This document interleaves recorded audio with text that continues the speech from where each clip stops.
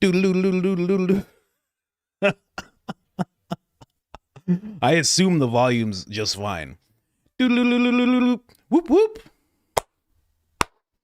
Let's get into it. Happy Texas Independence Day. What is going on, guys? How is everyone feeling? Monday, Merry Monday. Someone from Ontario, Canada. Whoa, I see them in the chat there. How are you doing over there? Have you visited Brampton lately? How is Brampton doing out over there? We're going to be talking about someone. You're from Ontario, Canada, someone just said. We're going to be talking about someone who's from Newmarket. Do you know where Newmarket is? Newmarket. Jim Carrey is from Newmarket, Ontario, Canada. If you didn't know, we're going to be talking about him a little bit.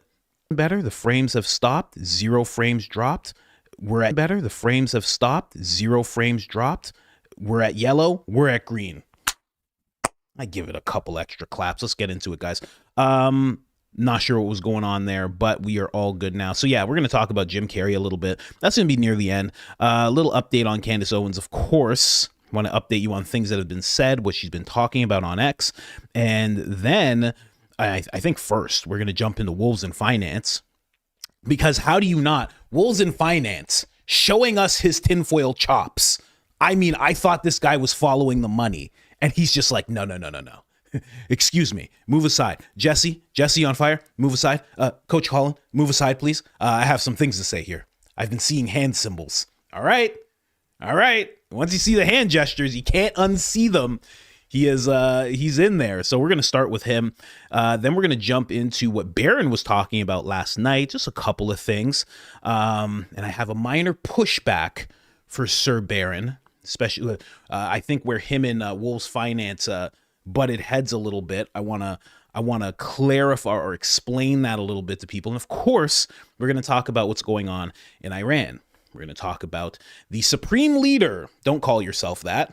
You have limited years once you start calling yourself supreme leader. He is dead now. And we're gonna be talking about how Charlie Kirk felt about this whole thing that's going on and how Turning Point is serving up the Fed slap. We are at Turning Point USA here, and we have Fed slap for everyone. Okay, Charlie's gone. Okay, and once the leader's gone, we just have nothing but Fed slap for you guys. Fresh from the DOD. 4 easy payments of $666. 33 payments. So that is we have to touch on that, I think. And that's pretty much it. There's a whole bunch of tabs open, but we'll go through it as we go through it. Let's jump right in right at the beginning. I mean, this is my whole timeline right now. My whole timeline is just this. It's just Jim Carrey and people just screaming, "You're not Jim." That's the whole timeline right now. The whole timeline is just people screaming about Jim Carrey, showing that he was actually left-handed, okay? And don't you think otherwise? And everybody's just screaming, "You're not Jim." All in unison. I am very proud of people. I mean, 4 or 5 years ago, it would have took a minute for people to start screaming about someone wearing a mask. But this time, it was right away. Very proud of society today. But let's jump into a song, ladies and gentlemen. We're going to start the week off right with a song. Thank you so much, Fleet. Fleet, friend of the show, very good friend of the show. Boach Ballin, I Know Black Poppy. Check this song out, guys. This is going to be a top 10. This is a real song. This could be a real song, okay?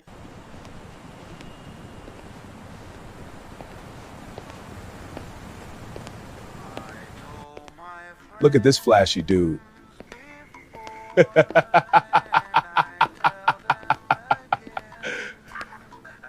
Hey, I'm talking to the black guy over there. I told my friends before, and I tell them again. I know black papi, I know black nunca. I know black papi. Why do they keep on calling me negro? All right, we're going to start again. Refresh if you don't have sound. You have to refresh. You can't just sit there and scream no sound. You have to refresh. You have to check things. You have to troubleshoot, ladies and gentlemen. Anyway, let's go right back. Hands before, and I tell them again, I know black papi, I know black nunca, I know black papi. Why do they keep on calling me negro? I told my friends before, and I tell them again, I know black papi, I know black nunca, I know black papi. Why do they keep on calling me negro? I know black papi. I tell them that they look just like me, and then they just tell me I know black papi, I know black, no black, nunca, nunca, I know black, nunca, nunca, I know black papi, I know black papi.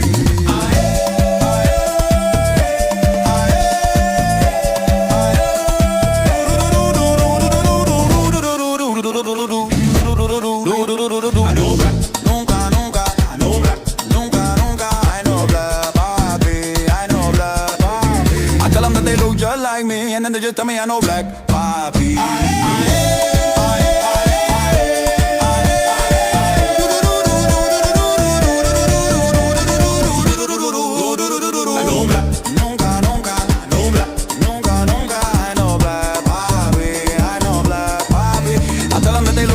And then they just tell me I know black papi, I know black papi.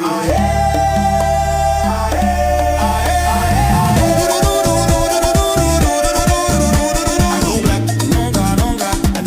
nunca, nunca, I know black papi, I know black papi.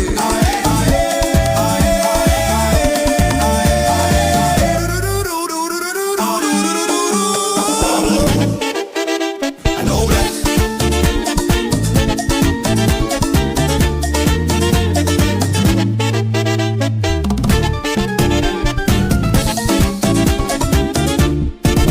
I tell them that they look just like me, and then they just tell me I know black papi, I know black, no black, nunca, nunca, I know black, nunca, nunca, I know black papi, I know black papi. I know black,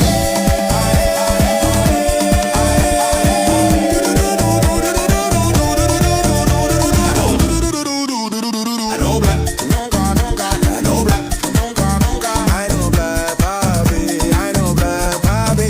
I tell them that they look just like me, and they just tell me I know black papi, I know black, no black, nunca, nunca, I know black, nunca, nunca, I know black papi, I know black papi. I mean, Louisiana Lance produced it. Thank you so much, Lance. Thank you so much, Fleet. That was incredible. I mean, just incredible. The visuals, everything. AI is taking over the hips, the Mikey McCoy hips right there. I mean, I've learned self-mastery, ladies and gentlemen. That is crazy. Absolutely crazy. As soon as I saw that, I was like, oh, this is obviously the first thing. Listen, I was watching Baron's show. We're not starting it off with Iran and death, and we're not starting it off with that. This is not that kind of show, guys. I might find things out, but we're having fun on this show. We don't start it out there, you know? He's a serious investigator. He is our generation's Columbo. He is a mix of Paul Harvey and Columbo. That is what Baron has become, and that's a dangerous mix if you know either of those names. But me? No. We're starting it off with I know black Bobby, I know black Bobby. Mikey McCoy and Coach need to do a dance battle. Oh, Fleet, put it together. Put me in, Coach. That was absolutely remarkable. Thank you so much for that. I mean, some people don't get it. I saw somebody write right away. They're like, AI slop. Actually, just so everyone knows, this is actually AI. I know it looks deceivingly good, but But that's not actually Coach Colin with dreadlocks dancing on the beach. Yeah, we got it, nerd. Okay, thanks.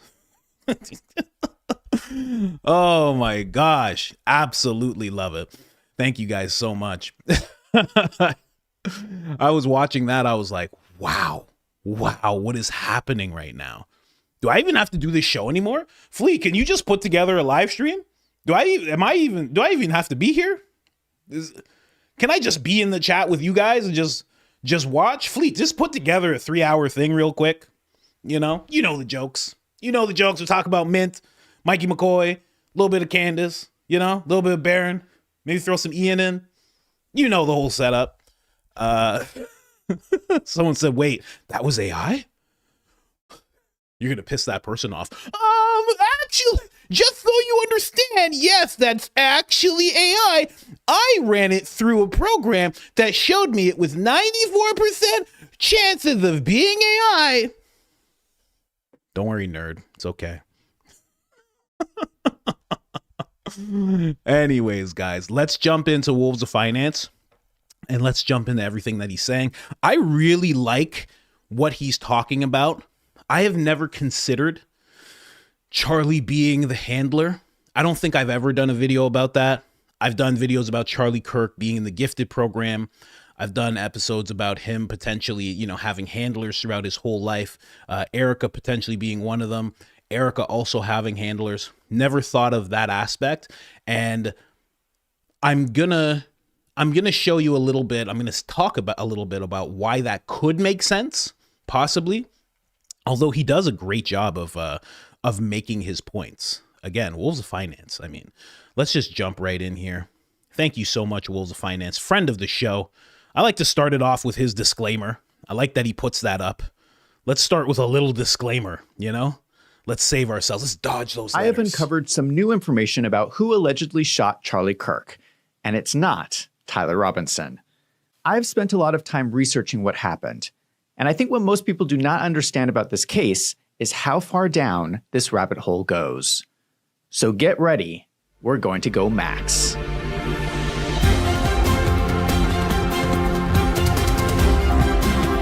I mean, just the most, like, you see this intro and the last thing you think is that the video that he just made is what's going to come up next. You see this intro and you're just like, this is going to be like boring. He's going to be talking about like personal taxes and, why you have to pay the IRS, everything you possibly can. But no, he comes through in spades. I love it. That he was an innocent victim. He was a martyr. He could do no wrong. I think we all made the wrong assumption. Here's the issue. We are now at a tipping point where we have uncovered so many shady things that were going on around Charlie Kirk. It looks like there was so much wrongdoing that it is unbelievable that Charlie Kirk was unaware of at least some of what was going on. There were shady things in the financials of Turning Point, allegedly. There were violations of election laws, allegedly. There were strange connections between the staff at Turning Point and Fort Huachuca, allegedly. There was Erika Kirk's strange past, allegedly. There was just too much going on that I no longer believe Charlie Kirk was an innocent victim. He was a genius. You can tell that he was brilliant by just watching him speak. Well, he cannot be both a genius and completely unaware of what was going on around him. How could he not figure some of this stuff out? I think he not only knew about some of these alleged criminal activities, he was also involved at some level. And that changes the entire story about what happened on the day that he was murdered. In a previous video, I talked about Fort Huachuca. And listen, I know some of you might think that's like wild, what he just said. But I mean, if you're sitting back watching Jesse on Fire talk about how Charlie's alive, and it's definite, and once Candace sees it, she's going to realize Charlie's alive. I mean, you got to be open. If you're open to that, you should be open to this. It's not the funnest thought process because you don't want to think about Charlie in that regard, but it is worth walking through that process, that thought process. This is where they have the U.S. Army Intelligence Center of Excellence. I want to talk about this further, and I'm going to go back to the beginning And stay with me because this all leads back to Charlie Kirk's murder. I'm going to go through some of the conspiracy theories of the last decade and try to pull out what is fact and what is fiction. I showed this photo in one of my previous videos. This is Charlie Kirk and Tyler Boyer in 2017, allegedly, at the inauguration night party at the Trump Hotel in Washington, D.C. They are making these weird hand signals. This is generally accepted as the hand sign for okay. But many of you have messaged me that that hand sign is also known to be used by Freemasons and the Illuminati. It symbolizes the all-seeing eye. I started looking into this. It's actually very strange. There are a lot of bizarre photos out there of celebrities and important people posing for photographs and flashing this hand sign. Now, I don't know about you, but I have never in my life posed for a photo while flashing this hand sign. Am I the only person who thinks this is strange? What is going on with all of these people taking these photos? Are they being told to do this by the Illuminati? We don't know, but I think it's kind of strange. Now, recently, I was playing a video game with my friends, and this happened. But yeah, I've just started just drinking mostly water. I don't know.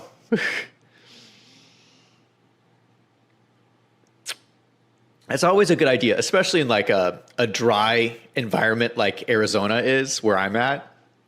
It's always important to stay hydrated. Oh, caught in 4K, my friend. Gotcha. Look at him. How dare you? Oh my gosh. I'm going to tell you a story about Eddie Bravo. He was talking to me one time, and he told me a little story about hand symbols and how he feels about them now because of a similar situation. Let's keep going. The same sign. Now, I swear I was not trying to send any bizarre secret message. That was just an inadvertent hand movement. I didn't even realize I was doing it. So I do admit that it is possible that someone can randomly make this hand sign. But here's the difference. I was not posing for a photograph. These guys are posing with this hand sign. And it's not just one person, they are both doing it. This is intentional. The more I look at this photograph, the more I realize how bizarre and creepy it is. It's even more strange in the context of this being the inauguration party for Donald Trump. It is like they're sending a message to a secret society as if to say, mission accomplished. Keep in mind that Tyler Boyer proudly states in his bio on the Turning Point website how he is a 7th-generation Arizonan. He comes from a powerful Mormon family. So it is not unreasonable to think that he is getting involved with Freemasons even at a young age. This photo. Wow, that really speaks to what Candace showed us all in terms of that family tree, and Erika's family member, uncle, whatever it might be, Jack Solomon, who started the Philadelphian Mormon interfaith at UVU. That really speaks to that. I mean, the more you know about those two things and them coming together, the more everything starts to make sense. And that's why Candace actually said, and a lot of people thought she was a little wacky for saying it, but she was like, is this a Christian organization, Turning Point, or is it a Mormon organization? She was really asking that question. And a lot of people thought that was like, why are you even saying that? Because of one person, this, that. But seems to be a pretty deep connection. I didn't know that about Tyler. Tyler was pretty much in charge, not in charge of everything, because he wasn't the CEO, Charlie was, but he was in charge of a lot. And he pretty much formed that inner circle that was around Charlie for the most part. Photograph suggests to me that both Charlie Kirk and Tyler Boyer were part of some secret society from the beginning. What is also important is that this photograph happened before Candace Owens started working for Turning Point. This photograph was taken in January 2017. Candace started working at Turning Point in November 2017. Candace Owens has been doing the most thorough investigation into Charlie Kirk's death. She says this. Yeah, Kanye sent this now infamous tweet. I love the way Candace Owens thinks. I believe, and I'm saying this retrospectively, that from that moment onward, Charlie and I were assigned handlers. Okay, this is an expression that Kanye used to say, have a handler. I thought that he was just saying that. I thought that he was referring to just Hollywood. I now very much believe that I have had handlers since 2018, and that things were done intentionally to pull me and Charlie apart. What Candace Owens does not realize is that there is a growing possibility that her handler was Charlie Kirk himself. If Charlie Kirk was already involved in a secret society in 2017, it is likely that he was given the task of keeping an eye on Candace Owens. I think that Charlie Kirk was a double agent from the beginning. Candace... I love the thought process he's going down, because that's what you have to do. You have to flush things out. That's what everybody, like when people were getting mad about Candace talking to Mitch Snow, it's like, she's flushing something out. Leave her alone. You don't get to just attack her because you don't like the road she's going down right now. She might realize it's a dead end and then move on. Like that happens in investigations. And he's doing the exact same thing. 2 weeks from now, he might learn some stuff, or maybe even talk to Candace directly. And he might be like, okay. And, you know, Wolves is very into correcting himself when he's wrong. So the fact that he's going down this thought process is very, very interesting to me. And again, never even considered it. I never considered it. I saw somebody say the way that he was naive and brilliant was the fact that he was neurodivergent. Possibility. I've heard you guys say that Candace has said that. I don't recall her ever saying that, but that could be a possibility. Very much could. But when you are that way, like Musk, it doesn't mean that you're ultimately naive. Musk is not naive. He's certainly that way. But he's not really a naive guy. He's actually pretty open about everything that he sees going on for the most part. He didn't tell us about the redacted Jeff stuff, that's for sure. Let's keep going, though. This has released a bunch of text messages between the two. Charlie Kirk says, "Are you ready for the war that's coming? We gonna fight, we gonna win, they will lose." Candace responds, "So effing exciting." Charlie says, "Yes." Candace is not gonna like me saying this, but I'm gonna say it anyway because I think it's the truth. In my opinion, those text messages read like Charlie Kirk is trying to groom Candace Owens to become part of their secret operation. It did not work out because Candace Owens is really bad at taking orders from people. For some reason, she's just not good at following orders. I don't think she would do very well in the military. And we know the rest of the story. Candace Owens left Turning Point, and the rest is history. The bottom line is this photograph exists, and there has to be an explanation for it. And if you think I've gone off the deep end, hold on, because there's a whole lot more. Charlie Kirk was murdered on September 10th, 2025. Nothing better than someone doubling down. The double down, especially in tinfoil world, there's nothing better than someone doubling down. Saying, oh, you think that's bad? Oh, keep watching. I love it. I don't know what's going on with Zach. Zach is changing and he's a gamer apparently. I don't know, where did that come from? Zach is starting to change into something else. And I like it. I like where he's going with this. I like what he's willing to say. I really like what he's willing to say, where he's willing to go. You can tell he is certainly somebody who has, I wouldn't say no allegiance, but like it seems like he's not friends with anybody. So he's just like, I'm going to say whatever I have to say. I don't care. You know, when you're really close with people, you can't exactly talk about them because they'll call you up and say, what the F, man? Like, why did you do that? Why'd you say that? Zach doesn't seem like he has any of that at all. And I like that. I like that. That's how Tim Dillon is, you know? On October 19th, 2025, I made a video on my working theory of what actually happened. My initial reaction was that the intelligence community was somehow involved. I saw too many similarities with the JFK assassination, which many people now believe involved people within the CIA. I published that video 1 month after the murder. We now know so much more information, and I want to update my working theory. Okay, so this is where he starts to rework his working theory. We'll go into that a little bit, but you know, just in terms of what he said in terms of Charlie, I started thinking about it. Now, do I think Charlie was, like Erika, and that's why he was with Erika, because he liked the mob ties and he liked the deep state figure for parents and in-laws. I don't know. I don't think so, but I don't know him, right? But one thing that stood out to me is that he starts talking about Charlie being the handler, and that becomes a very interesting theory. Now, if you guys remember, a while back, I made this episode where I talked about the manufactured Messiah that they were trying to make him into. And that's why they put him, I mean Charlie, that's why they put him at the center. Close your mouth there, Zach. That's why they put him at the center of Turning Point Faith, of Turning Point.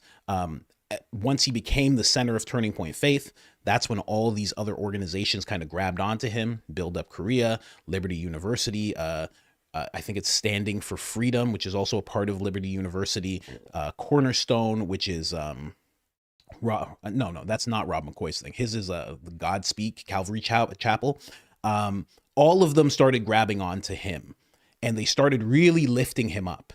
And I started talking about how this was a whole manufactured thing, right? Rob McCoy and Frank Turek pulled him to start Turning Point Faith, pulled him away from the whole Falkirk scandal that happened with his partner, got him away from there, got him the form Turning Point Faith. Turning Point Faith started propping up Build Up Korea. Build Up Korea is connected to the Moonies, which then connected to Turning Point Faith and connected to Turning Point as a whole. There's this whole thing. I call it the unholy mob. I was calling it the holy mob, but you guys were like, you should call it the unholy mob. I think that's a better name for it anyway, given who's a part of it. But it makes you think quite a bit. And one thing that I had in mind was the fact that, maybe Candace was supposed to be that manufactured Messiah. Maybe she was supposed to be the manufactured Messiah because Charlie always talked about her being the missing piece. She was the piece that God meant him to find. But also, and I don't know if you guys remember, when she had her run at Turning Point, she was the focal point. It wasn't Charlie, right? When Charlie passed away, Charlie was the guy. But while Candace was there, Candace was the one. I mean, Candace would literally take the microphone out of Charlie's hand while he was speaking or while somebody was addressing Charlie, and she would address him, right? If she was speaking, Charlie was silent. They would throw it back and forth all the time, but she was the focal point. She was the driving force. And Charlie really realized that. He was like, you are the driving force. If she stayed in line, Turning Point Faith would have been created. She would have been a part of it. She would have been the focal point because she was already deep in her faith. Charlie would have no problem with that because he thought she was the David of the whole thing and he wasn't really going to make it all that far. But maybe he would have made it further if she did stay on, and maybe she would have been the one to pass away. And then she would have been the manufactured Messiah that nobody can touch. And then Charlie would have took the baton from there, and that would have pushed Turning Point into billions of dollars today, rather than just 250 million. I mean, it's not really that much. I mean, it mostly comes from hats and whatnot. But Charlie would have pushed it a little further, real estate and whatnot. But yeah, let's keep going with Zach here, and then I'm just going to jump into some other stuff that he talked about. Let's go. I now believe that in the U.S., there's a growing conflict going on between the different intelligence agencies. In the U.S., you have the national intelligence agencies like the CIA. Then each branch of the military has their own intelligence. CIA headquarters is in Langley, Virginia, which is only 8 miles from downtown Washington, D.C. The CIA tends to lean Democrat. We know this because of their involvement in scandals like the Russian collusion hoax during Hillary Clinton's election and the hoax about the Hunter Biden laptop during Joe Biden's election. In both of those situations, the CIA used their power to try to swing the presidential election for the Democrats. The military is different. They are spread out on bases throughout the country, and they tend to lean Republican. Now imagine this scenario.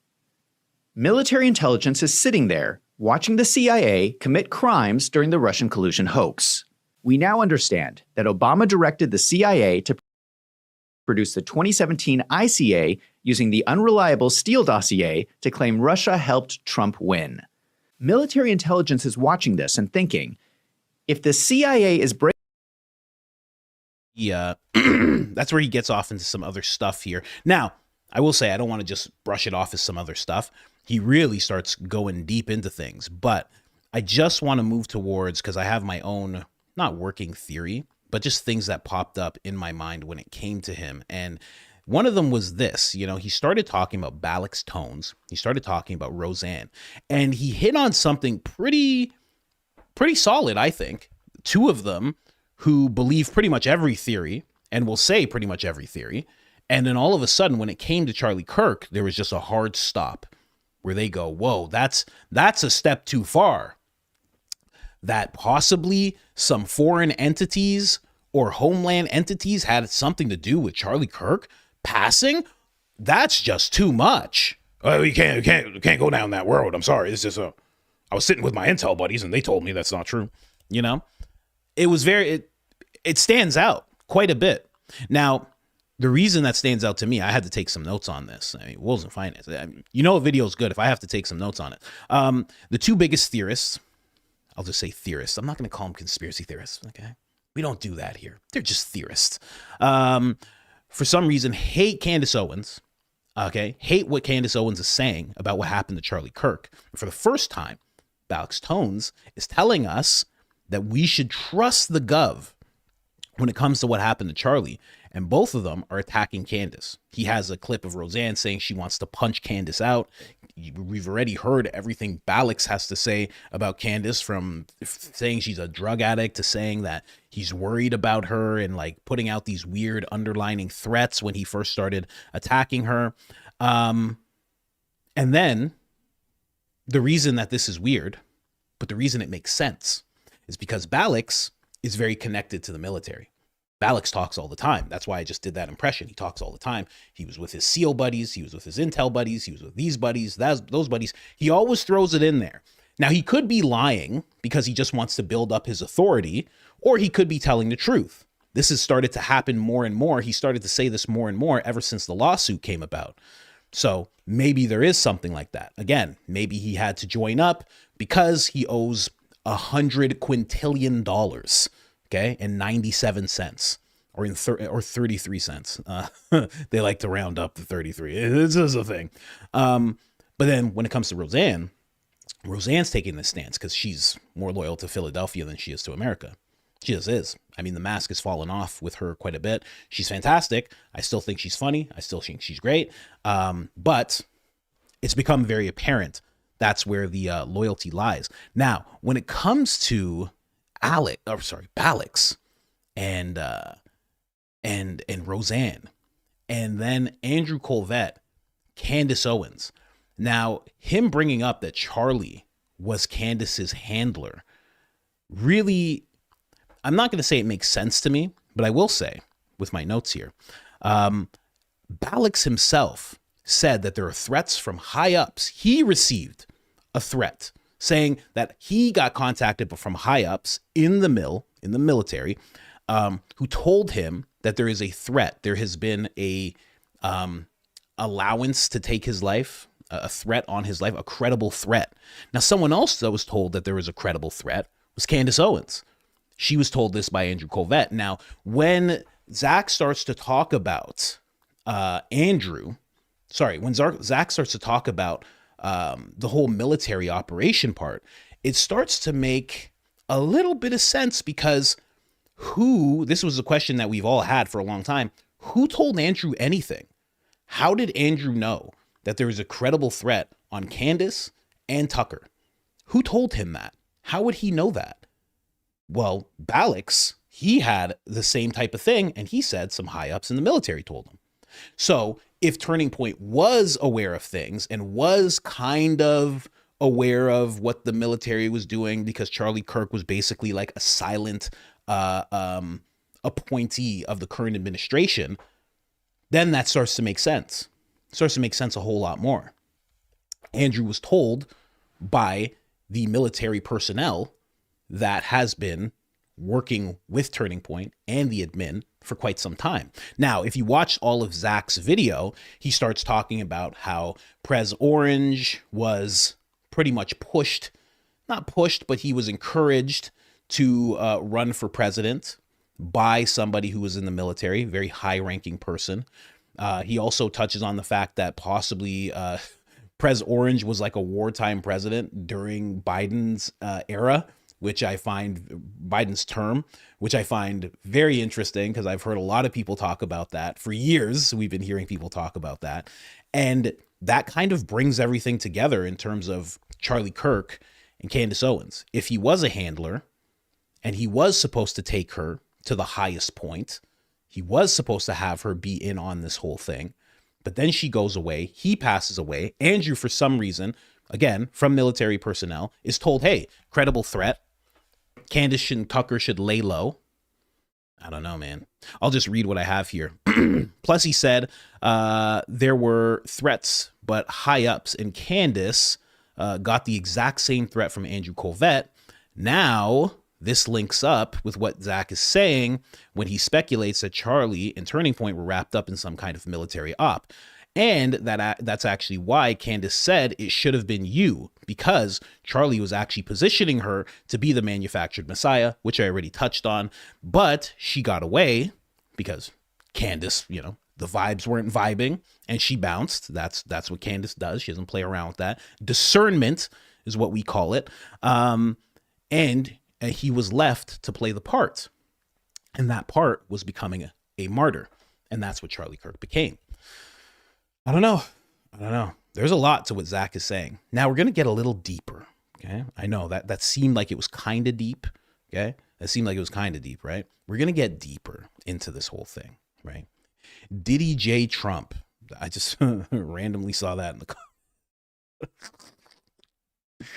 I don't know why you'd say that. That's insulting. Why would you say that? Then this gentleman jumps on the scene, right? Zach starts talking about this guy. This is where Zach gets like real deep. This is like where you see like, oh, Zach's been talking to some people here. Like Zach didn't have this information before. He didn't know about these people.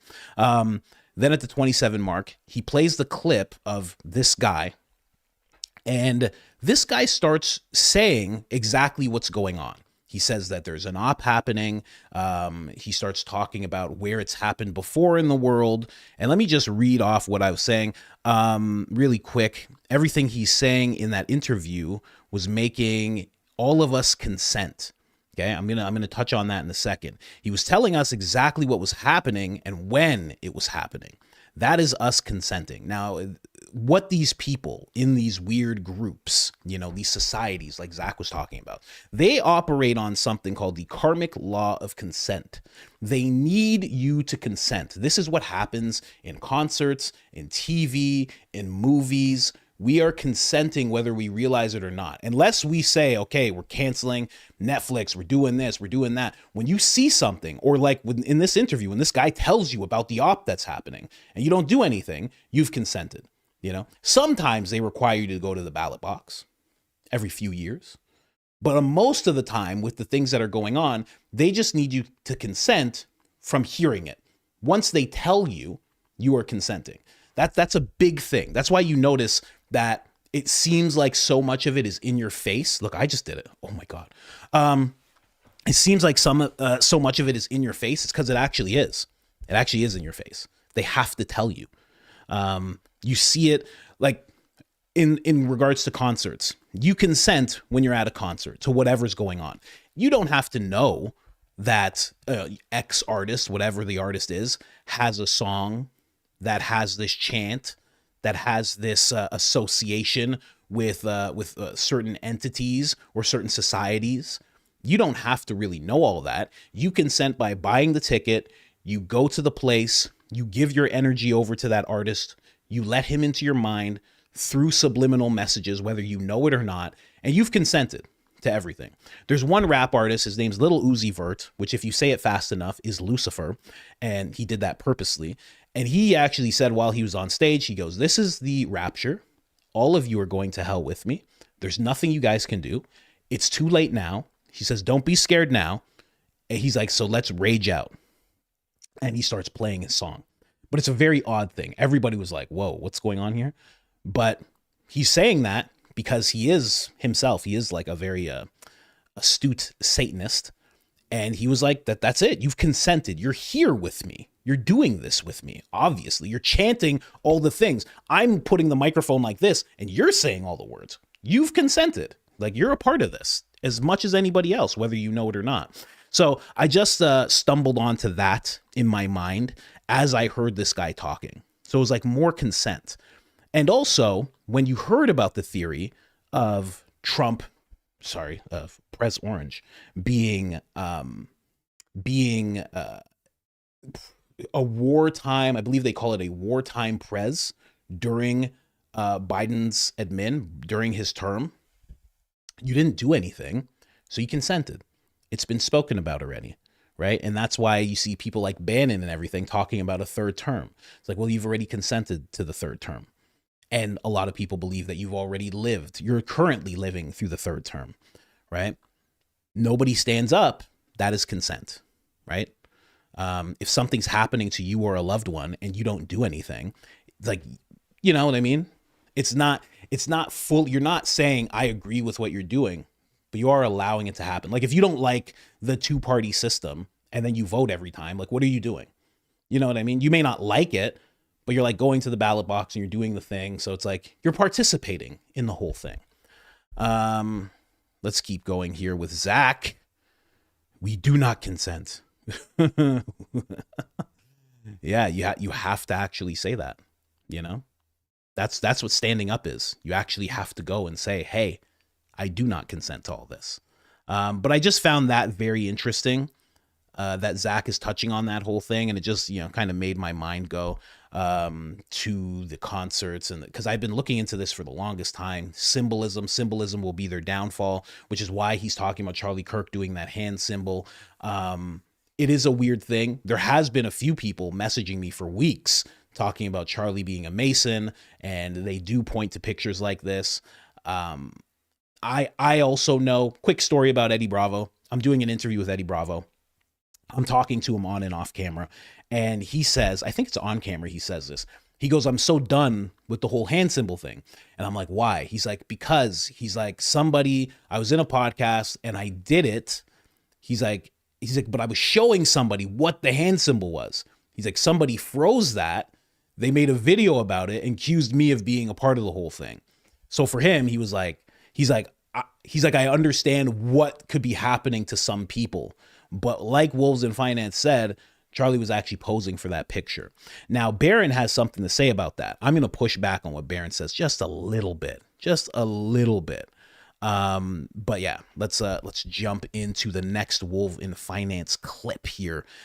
We have him at listen, I didn't mean to do it. It's just when he starts talking, okay?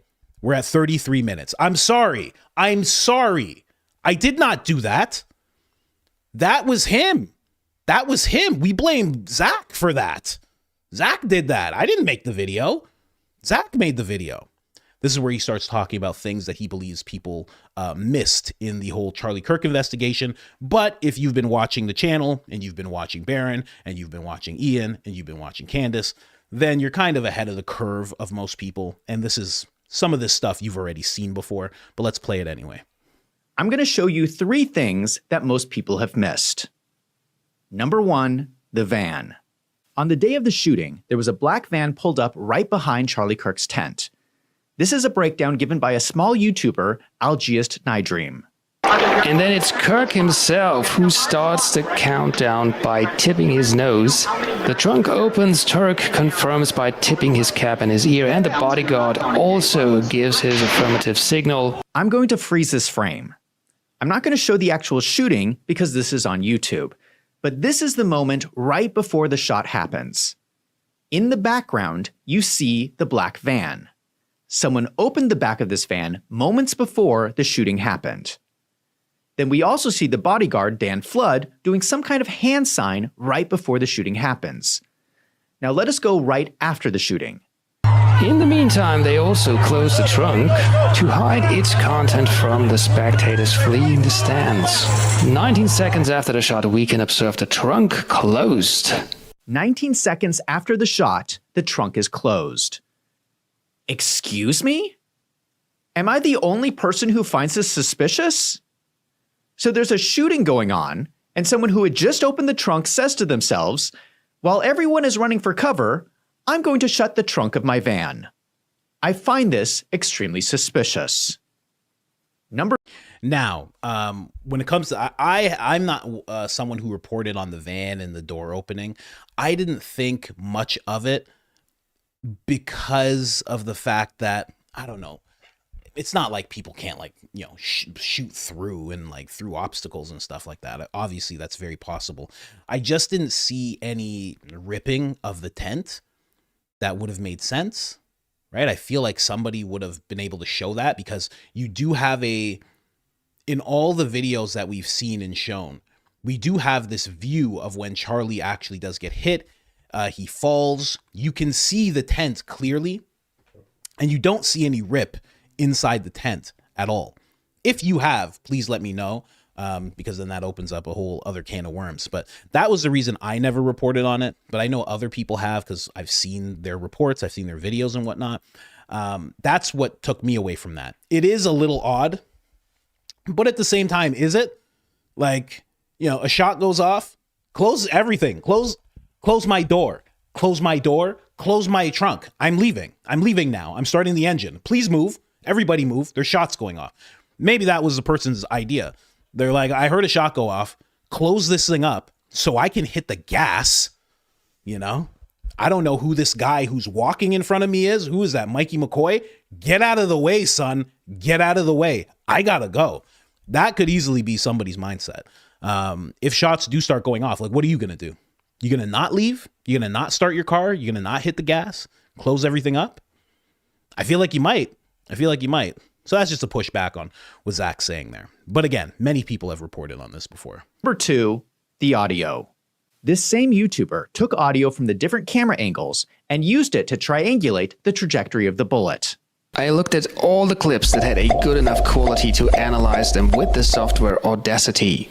Then I calculated the angles, distances, and crack thumb deltas. According to his calculations, the bullet from the top of the loci center could not have hit Charlie Kirk, but in fact seems to be traveling straight towards the back of the van.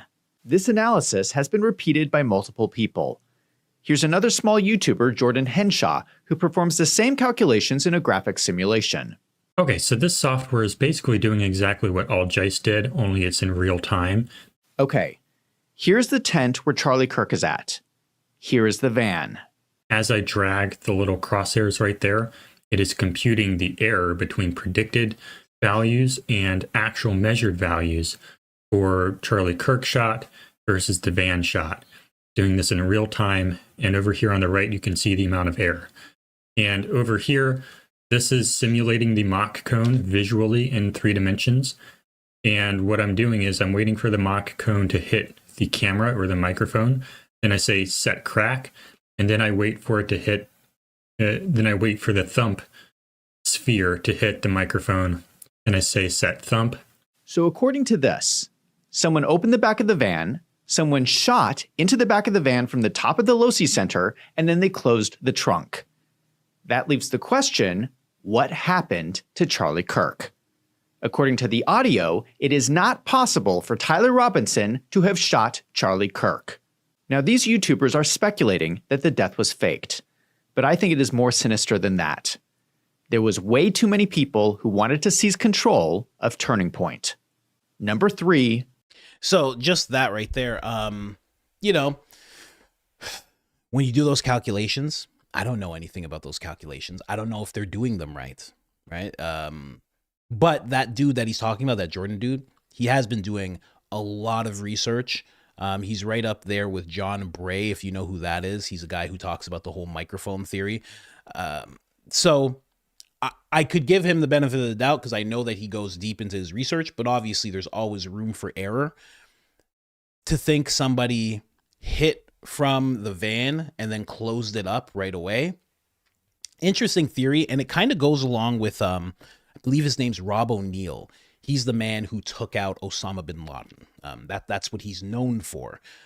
He does say that none of this makes sense, And he says, he's very open about it because, you know, he's served and he's done a lot of combat. He's like, I've hit too many people close up. He's like, I've hit people from yards away. He's like, I've sniped. I've done close combat and taken lives. He's like, that thing was an exit wound. And he stands by that. He has not faltered in that. He has said that since the first day when he was asked about it, which was like a week after Charlie passed, up until today, where he did an interview like just, I don't know, I think maybe like 2 weeks ago. He's like, that is for sure an exit wound. He's like, there's no doubt in my mind. He's like, nobody can tell me different. And none of these guys, none of these military guys, none of these ex-military, nobody has stepped up and challenged what he's saying. Nobody has challenged him directly and said, this is why you're wrong and it's not an exit wound. Nobody has. When he talks about this whole thing, everybody kind of goes silent because he knows about this type of stuff quite a bit. Like whether you like him or not, whatever you think happened with Osama, blah, blah, blah. He's been very, very vocal about this, and he stands by the fact that it was an exit wound. So that could make the Van theory make sense. Brown shirt man, you guys know who this is. I did not pack my pants filled with hats today, so I'm going to play this, and I'm going to run to the washroom very quickly. Brown shirt man. There was a man in the crowd I'm going to call Brown Shirt Man. I want to give credit to all the internet sleuths who have been talking about this. I want to especially thank an internet sleuth named Jeff Renz for putting a lot of this information together. And also thank you to another internet sleuth, Dave from Kansas, for helping me research this. Also, I have to give credit to journalist Stu Peters, who's one of the first people to talk about Brown Shirt Man. Here is another angle of the shooting. Do you know how many mass shooters there have been in America over the last 10 years? Counting or not counting gang violence? Great.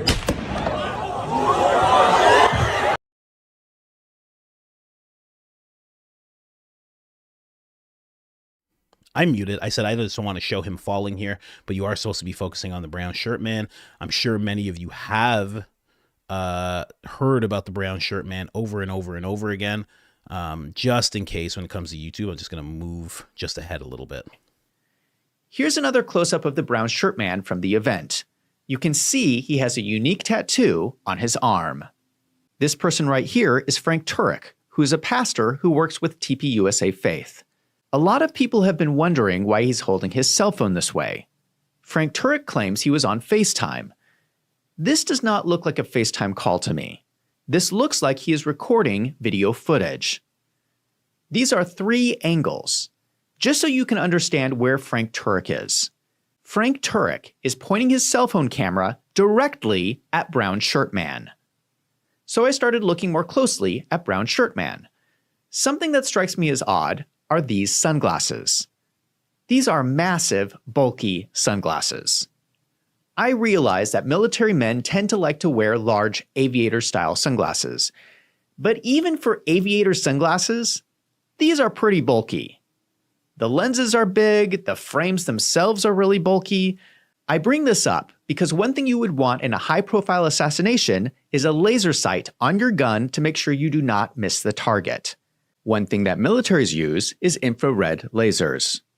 These are lasers that are invisible to the human eye, but can be seen when viewed through IR glasses. Now, normally, IR glasses are massive goggles. But this is something that we know DARPA has been working on. DARPA is the top secret research and development group for the US military. I mean, this guy went from, this is how you save money on your taxes, to just months later talking about DARPA. I mean, the power is strong within this one, guys. He is very, very strong. I mean, it takes a while for people to get to that point. He's there just within just a little bit of time. Is there 10,000 in the chat right now? I know black papi. Nunca, nunca, nunca. No black, nunca, nunca. I know black papi. I know black papi. Thank you so much, guys. Hit that like button, please. But yeah, Zach already talking about DARPA is wild. Now, let's keep going here just a little bit as he gets back into the glasses man, the brown shirt man. This picture is going to be shown for decades, just so you know. This is a historical picture. They will forever be showing this guy's picture and showing him at the thing with, that's going to be forever. Forever they're going to show that. These sunglasses look very suspicious, and someone should inspect them. If we continue to watch Brown Shirt Man, I also find the way that he is standing very strange. Who stands this way? If you were at the front row of an event, would you stand like this? It looks like he's bracing himself with one hand on the barrier and then using his arm to steady his other hand. If we zoom into a close-up of his hand, his fingers are spread slightly apart, and it looks like something is poking through his fingers. The thing poking through his fingers is aimed in a direct line to the bullet hole in Charlie Kirk's neck. Does anyone find this suspicious? Something that assassins are known to use is called a palm pistol. This is a small circular item you can hold in the palm of your hand. You would let the barrel of the gun poke out through your fingers, just like what we see with Brown Shirt Man. And you fire the gun by twitching your hand because your palm activates the trigger. I have to say that people have other theories as well. Some people suspect that the twitch of this man's hand is not pulling a trigger mechanism, but instead detonating an explosive device in Charlie Kirk's lapel microphone. But with either theory, people are starting to notice that the movements of Brown Shirt Man look suspicious. If you still do not believe me, take a look at this. 5 minutes before the shot happens, Brown Shirt Man gives a hand signal. Here you have the shooter signaling to someone else saying, 5 minutes until the shot. And look carefully who is watching the signal. Watch again. Here the man in the blue shirt turns on his video glasses. I only know this because I have the same glasses. Or he turns off his glasses at that mark. That could be a thing. But then he presses them as well when he's down tending to Charlie. So it's very hard to know what's going on there. Now, one thing that I did not know about that he showed was this. The fact that is Rick. That is Rick's backside. Nothing like Mikey McCoy. I gotta say, you got nothing on Mikey McCoy, my friend. But, he does show this image right here showing that there is a circular device. Now, that circular device, I mean, I don't know if you know about the crew, Brian Harpole's crew. That's more than likely mints. I mean, I think we've all talked about mints quite a bit on this show, and I think we know a container filled with mints when we see one, right? But it also has this little thing there.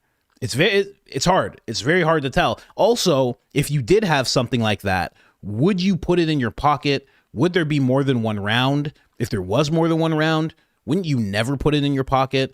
Because your butt cheek would act like your palm and it would shoot off, So I don't know if that's a real thing, but this is what Zach's going through in his video. And I have to say, I appreciate it. I appreciate him trying to go through this thought process, trying to just iron it all out and get it in front of people. I really, really appreciate it. I like what he's trying to do. Some people are saying that's the gun. Some people are do measurements. Yeah, that would be the thing. I would think your palm, for it to be like real comfortable, right? I'll just use this finger as the through, right? For it to be real comfortable, it would have to be in that size. Now, I'm nothing like, Prez Orange. I don't have small hands. I don't have big hands either. My dad used to tell me I had hands for playing piano. And I don't know if that was an insult or not, but that's what he used to say. He used to say they were slender. That's what he would say. He was in the Air Force, so I think it was an insult that he was throwing at me there. But I don't know. You'd want it to be small. You'd want it to be small because that's what you're going to do, right? You're going to squeeze it just a little bit, and that's going to be it. Hard to say, but I like that he introduced this theory. I know that some of us have already heard these theories, Brown Shirt Man, the audio. I'd never seen people analyzing the audio like that. Never like that. That's the first time I'm seeing that stuff, but you gotta just kind of roll with it. See what he does next. That's what I really want to know. But part of it does touch on what Candace has been talking about. Candace Owens was talking about the military connections of people in Turning Point Faith, from Frank Turek, Rob McCoy, Mikey McCoy, through Rob McCoy to his father as well. His father connected to Paul E. Vallely, who is a advisory board member of Turning Point, the man who co-wrote the book Mind War with that Satanist dude, or Church of Set, my apologies. So there are a bunch of connections, then Andrew, then Blake. I don't know if Tyler has any connections, but that's most of the inner circle right there. Then you have Elizabeth, who's Mikey McCoy's wife. Very lucky lady, I have to say. Very lucky lady. So there are a bunch of connections. So that part that Wolves is talking about does line up with what Candace has been talking about. The only thing is, I can't wait to see Candace actually comment on this. She does watch Wolves of Finance. I'm pretty sure she's played one of his videos. I don't know what it was in regards to. I would assume it's in regards to the finance, but he is on her radar for sure. So I wonder what she's gonna have to say about this. She loves Charlie, so I think she's gonna laugh it off, or she's gonna just stay in hair pulled back mode and she's just gonna unleash on Wolves of Finance. She's just gonna unleash on him, I don't know. I hope not, because I don't know if he can handle that type of thing. I know I couldn't. I'd be shocked, and I would not know what to do if Candace Owens pulled up to her podcast with the pulled back hair and had something to say about me. I don't know what I would do. I have no idea. Coach shut down both of his channels. That's so weird. He shut them both down like 5 minutes ago. I don't know what just happened. Go into hiding, become a carpenter, I just start doing odd jobs around town. No, but yeah, we'll see. We'll see what happens. But we're going to move on. Baron, really quick. I do have to address this. I always have to address this when this type of stuff pops up. This is what Baron had to say about Wolves of Finance and the whole hand symbol thing. Hand signal, hand symbol, hand gesture. There you go. That's English. That's proper English. Some finance video, just briefly. Notice I did that when I said just briefly. I want to talk about it just briefly. Oh my God. And I don't want to pull it up and go through it. You guys can watch it. I like Zach. I think he does pretty good work. Most of his stuff. I mean, he went a little loony on the war stuff a couple of videos ago. But other than that, he does pretty good stuff. At least with respect to the TPUSA stuff, he does a pretty good job. I watched the video this morning he put up, and I was not convinced on a lot of it. The whole okay hands, like I lived through that. I was there. I was part of the meme wars in 2016. I was on the front lines, editing up memes and sharing them and sending them out. The okay sign was a meme. It was a meme in real time. It was a living meme. I've got the battle scars to prove it. I've got pictures of everybody doing this at Trump rallies. It's not satanic. It was a joke. It was a total joke. What happened was people noticed he spoke, would do this. He would make his point, and he would hold his hands like this. And so somebody on one of these 4chan communities decides to start spreading the rumor. Hey, guys, let's all get together and convince everybody this means WP. Like these three are W's and this is your P. And they start saying that. And all of a sudden, the mainstream media picks up on it and goes, oh my gosh. And so everybody was running around with their little okay symbols as kind of an inside joke. And it's clear to me in the picture with Charlie Kirk, and I think it was Tyler Boyer in that picture that Zach showed on Wolves and Finance video this morning. It's clear to me that's what they were doing. Everyone I knew that was on the ground in any capacity with the campaigns of 2016 has a picture of them with their buddies doing the okay sign. Everybody. Every single. Now, just remember, we had a conversation about consent. And how does consent work? Well, they have you do things that you don't realize what you're doing. That's why so many people, especially the older people, they cling to that hand symbol where you're going like this, and they cling to the fact that it means rock on. It's just rock and roll. That's all it is. Or were the rock and roll artists of the 60s in Laurel Canyon where there was ops going on and they were all put into the mainstream of music and having you do symbols with your hands while singing incantations, because that's what these songs are as they make you drone on and on the same words over and over. Were they making you do something? Now, he tells that whole story with Trump, and that's 100% true. That's 100% true, and it was silly. And anytime somebody got accused of being like racist or anything when they would do it, it was pure nonsense. And that happened a lot. They would show people doing it and they'd be like, look, this person, and the person would get fired. It was nuts. Those people have the real battle scars. It's like they're just doing it in a thing. And it's just like, well, we had to let you go. I'm so sorry, Jim. We saw your fingers doing the thing and we had to let you go. I'm really sorry about that. The police are actually here. We called the police. I don't know. We just felt like we had to. Okay. That was going on a whole bunch, but where that theory falls apart just a tad, we're going to go back to Wolves in Finance. Okay. We're going to go back to what he was showing us just really quick. Is this the part? Let's go back here. Okay. Let's slow it down as well. Let's slow it down a little bit. So I'm going to talk. I'm going to get dramatic. Not really. But all of these people, I want it to go slower than that. All of these people doing these hand gestures, that's the Pope. What is the Pope trying to tell you with that? You think the Pope, you think Bad Bunny was in on the whole thing going on with Trump, right?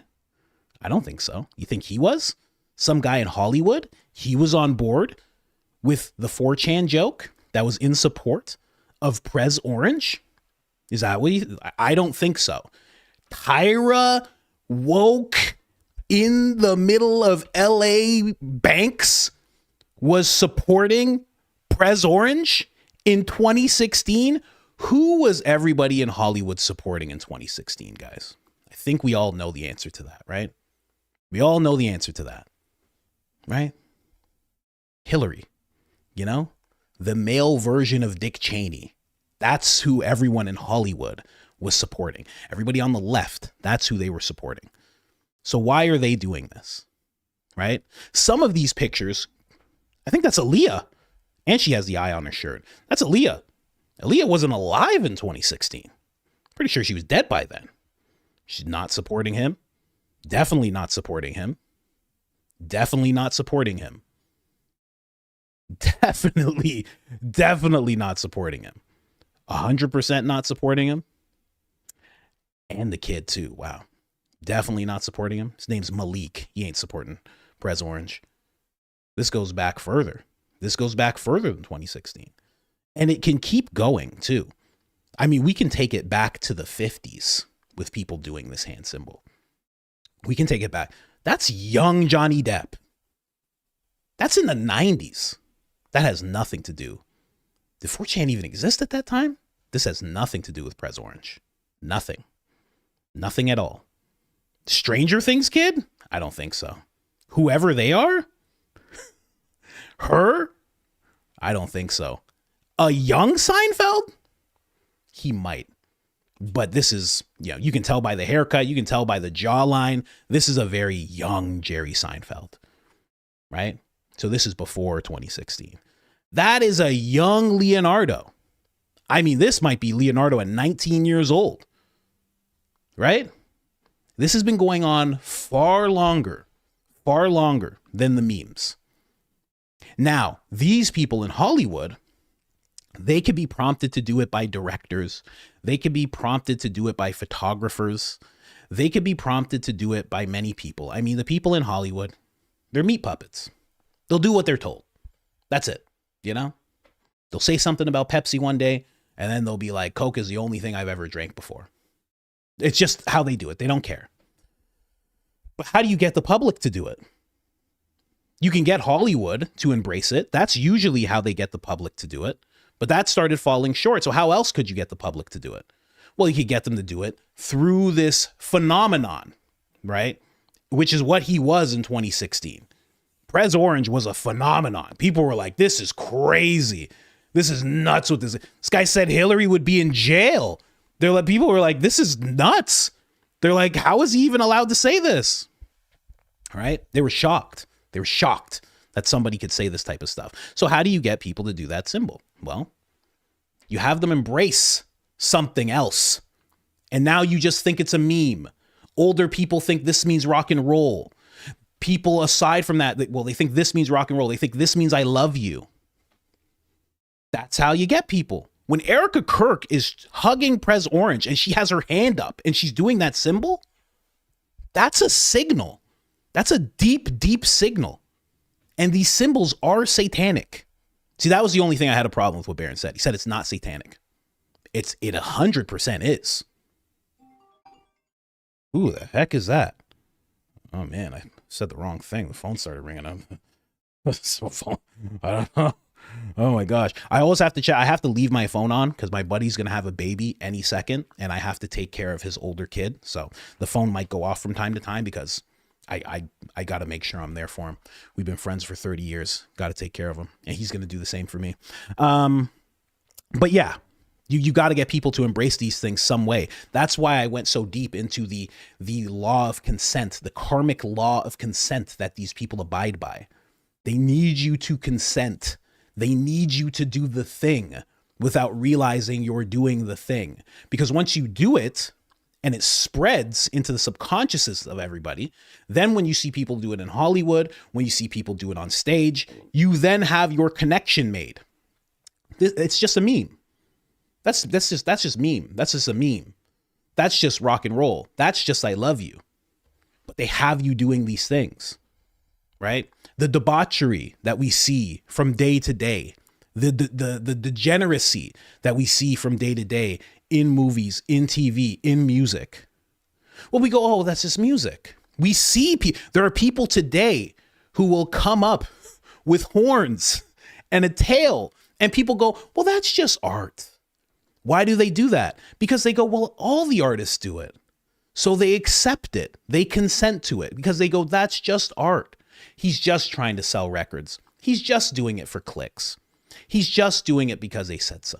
Nobody wants to connect it to maybe what's happening in the redacted Jeff drop of docs. Maybe that's what's going on. How many people do we have to see do this type of thing before we start realizing, oh, there's something to this?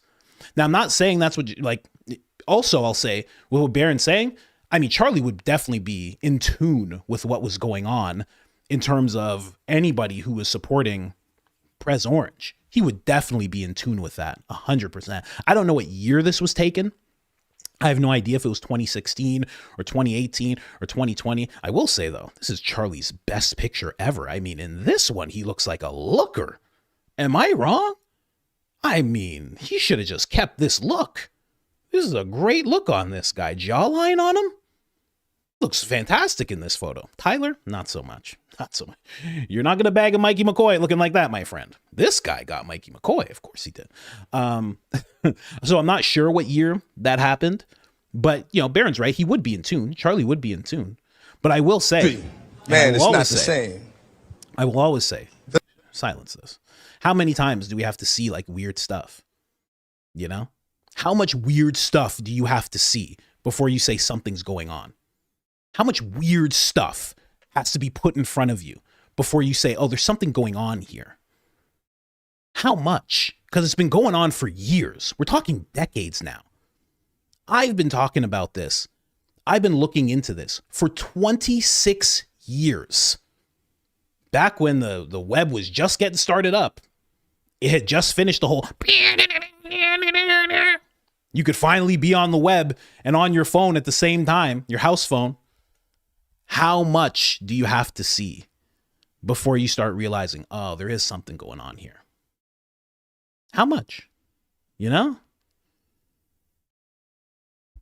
That's just my pushback on that. because people always do this. They always do this. They don't know about Laurel Canyon. They don't know how far back it goes. And I'm just talking about it could go back to the 50s. You can take it way back. You can see it happening in pictures hundreds of years ago, in people hundreds of years ago. These societies have been around for a long time. I believe Masonry goes back to like the 1600s. It's been going on for a long time. The handshakes, the symbols, the gestures. It's been happening for a very, very, very long time.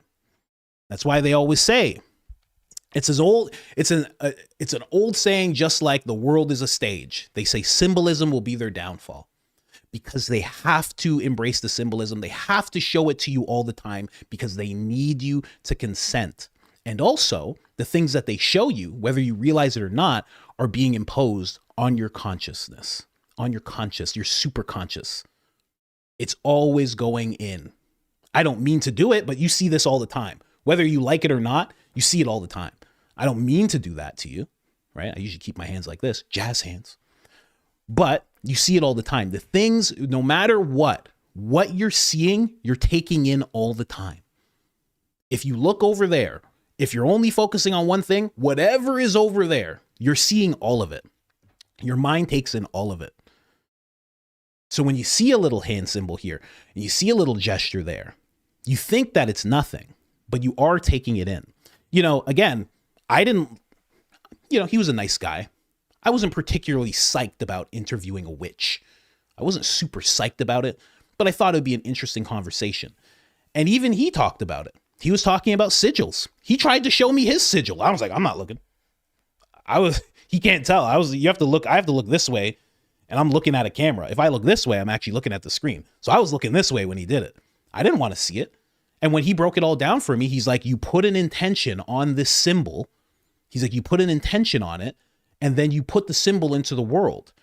And then it gains energy because everybody sees the symbol. And whether they realize it or not, they are taking part in whatever it is you're trying to manifest. That's the type of stuff he was talking about. So if that is that guy, I'm not going to say he's low level or anything like that, but if that guy knows that, then what do you think the higher ups know in regards to that type of thing? Just saying. You thought Zach was going to go deep and your boy wasn't? Is that what you thought? Zach challenged me. He's like, this is how deep I'm going. I'm like, oh, okay, I can go deep. You want to snorkel? You have a tinfoil Speedo on? Your hat's going to come off. I hope you got the Speedo on. One size smaller than it should be. You need it tight. You need it snug. So I went real deep. Anyway. But yeah, I just that was my only pushback in terms of Baron's breakdown of the whole thing. But I definitely, if that's what you know, then that's what you know. If you know about 4chan and that meme, then that's just what you know, right? Like I said, I've been looking into this for a long time. A long time. I mean, it was the first thing I was introduced to.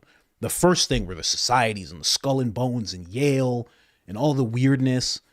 I think at the time, Bush Jr. was in office. He was a part of it. He was asked about it on camera. He's like, I can't talk about that. I was like, oh my God, it's real?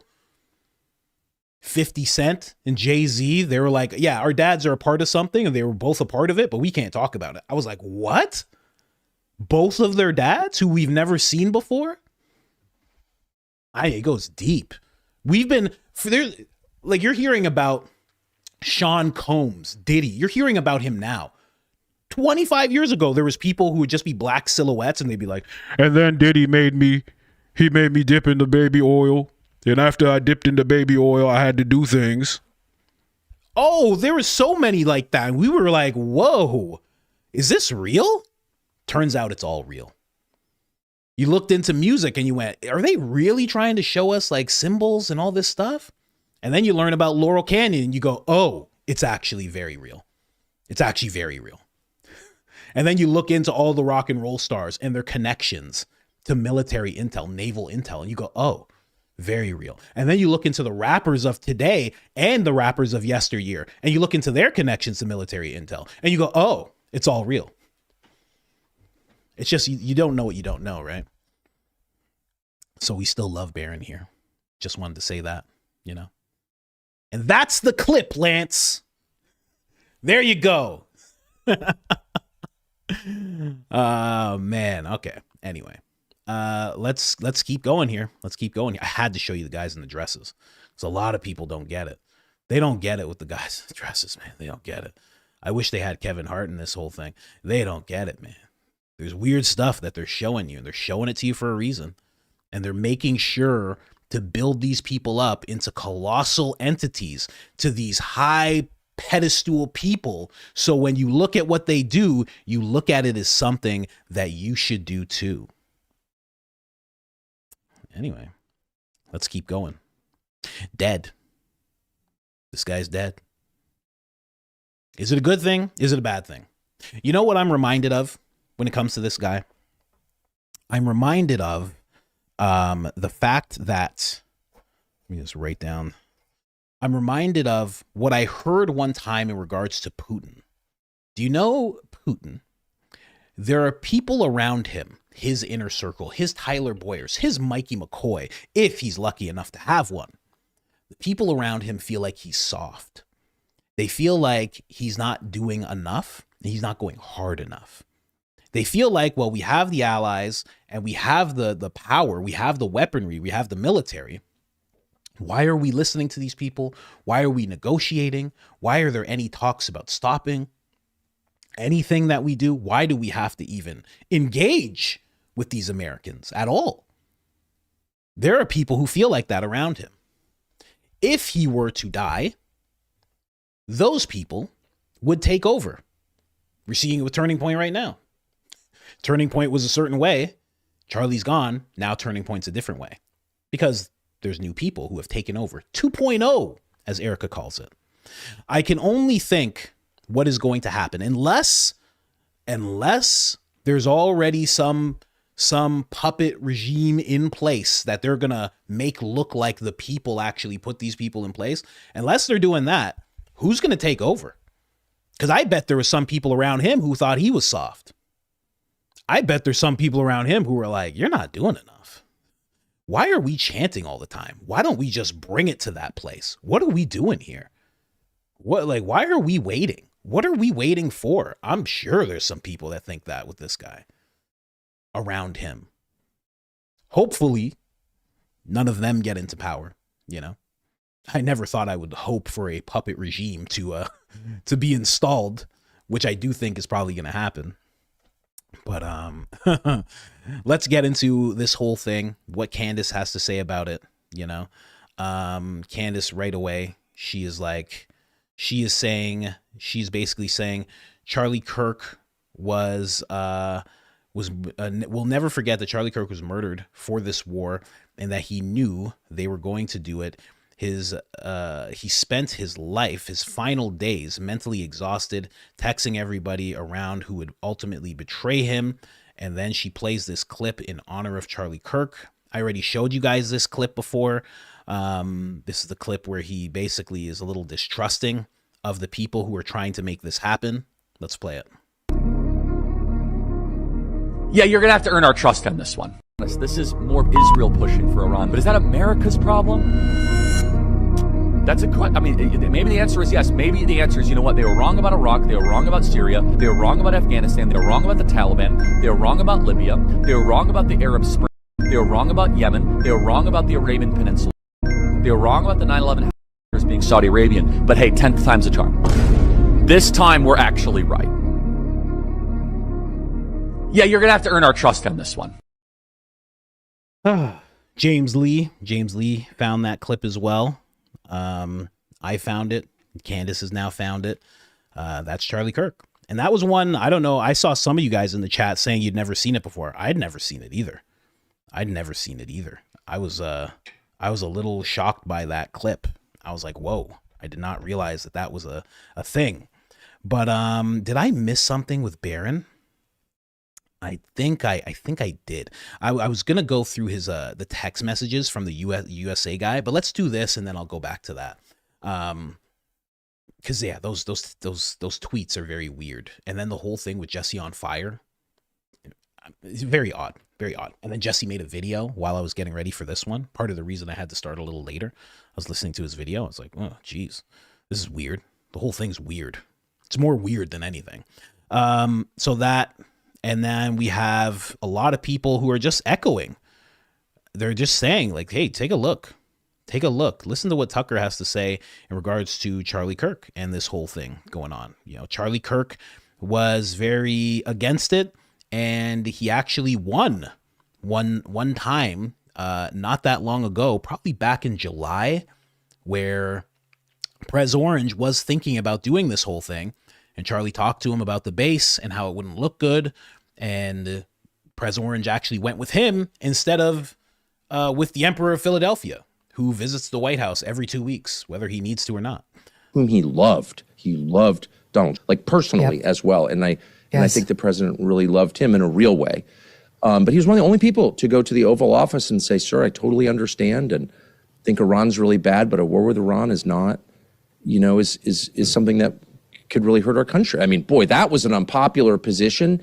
He didn't need to express it. Oh, of course. And he did it again. He didn't have some weird agenda. He wasn't mad at anybody. He was for his country, and he was for doing the right and wise and difficult thing. And he said that. He went to the Oval Office to say that. He took massive, massive abuse from his own donors, which is also something that you don't see people. And he loved his donors. It wasn't a hostile thing, but they had a different view. A lot of them, not all, but a lot. And they expressed it to him in a very intense way. I know because he showed me. And he said, look, I understand your perspective. This is my perspective. And we're going to do what we think is the right thing, the wise thing. In that way, too, he was the voice of young people. I mean, there are no young people in the country anymore supporting this war and wanting to continue its bombing campaign. That's just the truth. Look at the polls.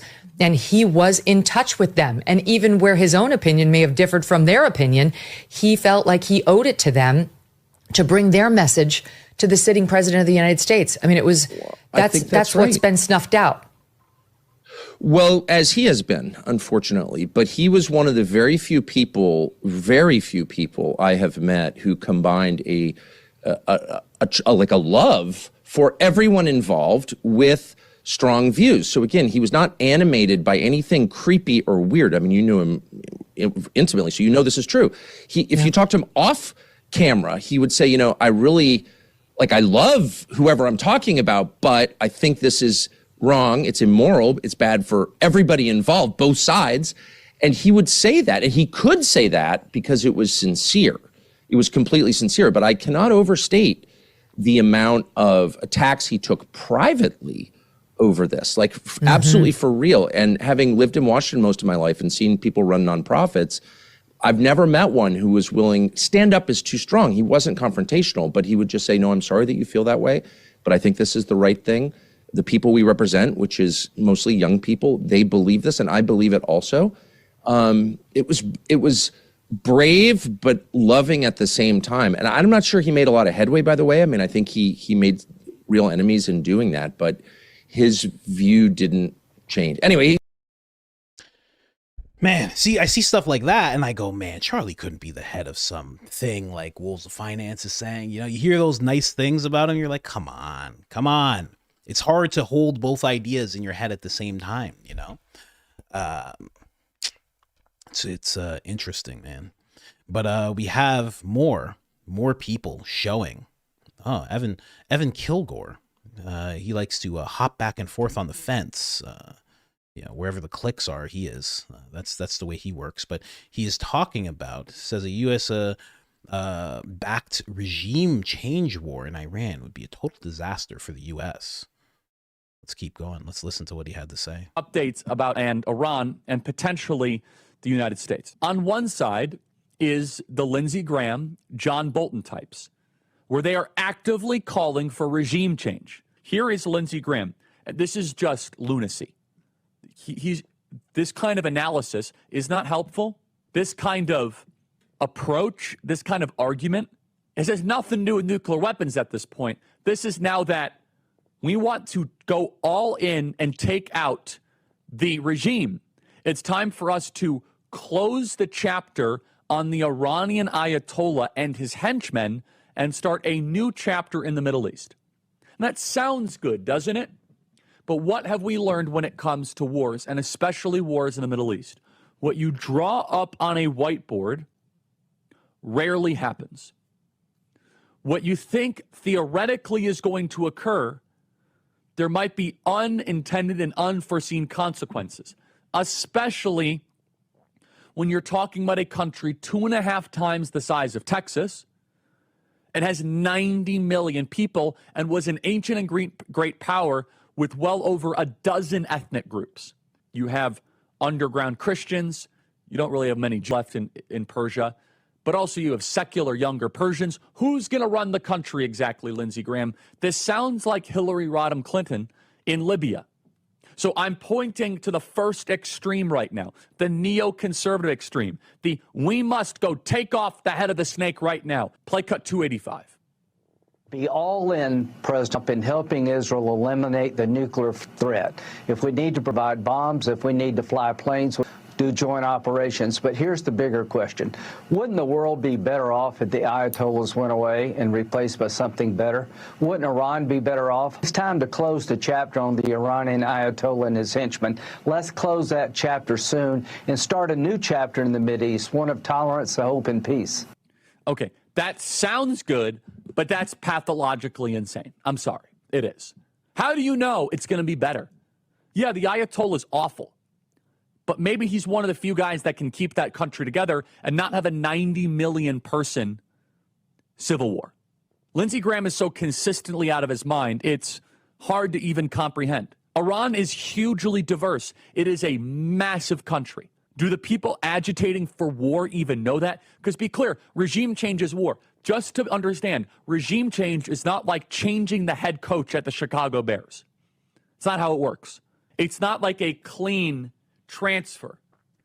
Typically in the Mideast, it's very messy, creates a quagmire, and then there is civil war. Do you understand how large Iran is? It's massive. It's a very big country. Man, everything he's saying, really on point. And when he says the people who are agitating war, yeah, obviously he's talking about Lindsey Graham. But who else is he talking about? He doesn't say it, because at this point he's still trying to color within the lines, but he's also trying to make sure he says out loud what he thinks is best for America. So he's walking a tightrope here. You know, you're going to say this, you're going to get attacked by donors a little bit, maybe you lose one or two. You're going to get looked at odd by the GOP. You know, you're going to get cheered on by a Democrat or two, which you don't want in Charlie's position. You do not want that. Until he runs for president, you don't want anything like that to happen. That's going to happen. So it's like he's going through something really hard here, really hard. And then he has to take this, as it's been confirmed, that every week or every 2 weeks, he would talk to the now prez. 2 days a week, he would meet with the non-prez and discuss things. So now he has to take everything he said and he has to bring it to the prez, or he already has. So maybe he's had a conversation. The now prez says, yeah, but it's going to be good and don't worry about that. And then he turns around and says this. When Tucker says that he made real enemies pursuing this, talking about this, he wasn't lying. You know, that's why it's not super cut and dry when it comes to the official narrative about what happened to him. He was standing up and saying things, and a lot of them were geared towards what someone from Philadelphia, or maybe the Emperor of Philadelphia, would not like. And by the Emperor of Philadelphia, I mean Ben Shapiro. Who do you think I'm talking about? What's the matter with you? Anyway, let's keep going. It's mountainous. It makes Afghanistan and Iraq look like a cakewalk. Just look at this beast of a country with all the different regions, all the different dialects, if we could put that up on screen. And then you have a major refugee concern of Mohammedans that will come to Europe and endanger more Christians, and Mohammedans that will come to America. No, that is wrong. So that is one extreme. The other extreme is one that I have deep respect and reverence for, because I actually think if we had that other extreme, we would not have invaded Iraq. This other extreme is philosophically important. It's important to consider, and that's the Ron Paul extreme. And I love Ron Paul. Ron Paul is awesome. I would have Ron Paul on the show regularly. He is a hero because Ron Paul had the courage to challenge old sacred cows of the Republican Party. He made people defend the indefensible. But the Ron Paul perspective is strictly isolationist. I actually agree with a lot of this other extreme. A lot. I think it's healthy to have this other extreme more than the neoconservative extreme because this extreme has been underrepresented in the public dialogue and discourse the last 20 years. So you have these two extremes. So he's basically breaking down the whole thing. Now, do you think Turning Point just took what he's saying and just made sure to echo it? They did have a live stream where they were playing certain clips from Charlie, but they weren't playing that clip. Sadly. A lot of people are upset. A lot of people are catching it. A lot of people are understanding that's what they're doing. I feel like I'm closer to the screen. Do you guys feel that? I feel like I'm closer to the screen. I don't know why. Let me move back, you know? I don't need you guys this close to my mug. But Elizabeth Lane, as you know, the lady who called Erika Kirk a psychopath, she said, look at these bacterias and amoebas. Wow. Okay. Attempting to claim that Charlie would have supported now Prez's decision on this, but that's simply not true. Charlie was very outspoken about his position on Iran, no war, no regime change. Now, who do you think is going to be talking here? Can you guess? Take a guess. Who in Turning Point is going to be trying to do this to Charlie Kirk right now? Huh? Who do you think it's going to be? Think it's going to be Blake? Think it's going to be Andrew? Think it's going to be Mikey McCoy? Mikey McCoy would never. He's a lovely person. It's between Andrew and Blake. Take a guess. He also always did have trust with the president, and he would look for the bright side of things. And he was an American patriot, so he would pray for our success once that began. And I just want to say that to offer perspective on how I think he would have felt about this. And that's not to use Charlie as a shield. That is not to say everything just revolves around him, because he's not with us anymore. But I know people, all of us are. That was his version of my husband's dead. Not to be morbid, but my husband's dead. That was Blake's version of that. But I know people revolves around him because he's not with us anymore. But I know people, all of us are feeling the lack of Charlie in a moment like this because he was a natural leader of the movement. Well, I think that's also, like, as soon as all of this broke out, you saw that social media immediately went to go find Charlie clips, because he still is, even in death, like the leading voice on a matter like this. Well, and oh goodness, Mikey, how could you, Mikey? See, this is the thing. That's not Mikey's fault that he's there. They made sure to bring the best of the best to this conversation.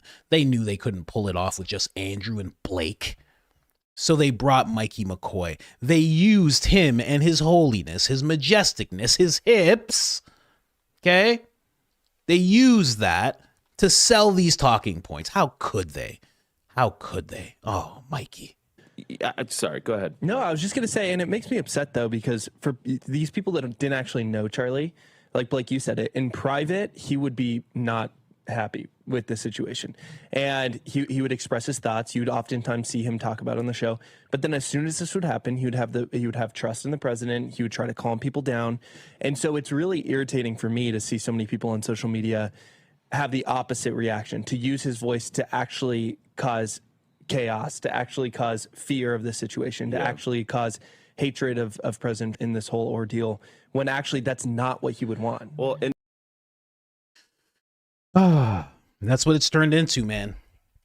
A lot of people are calling for the Charlie Kirk show to not be called the Charlie Kirk show anymore. You know, I had the great marketing idea of just leaving all of these bacterias and amoebas, as Elizabeth put it, leaving them out of the whole thing and just doing compilations of Charlie. That's it. That's all you do. Compilations of what Charlie thought, what he had to say, and that's it.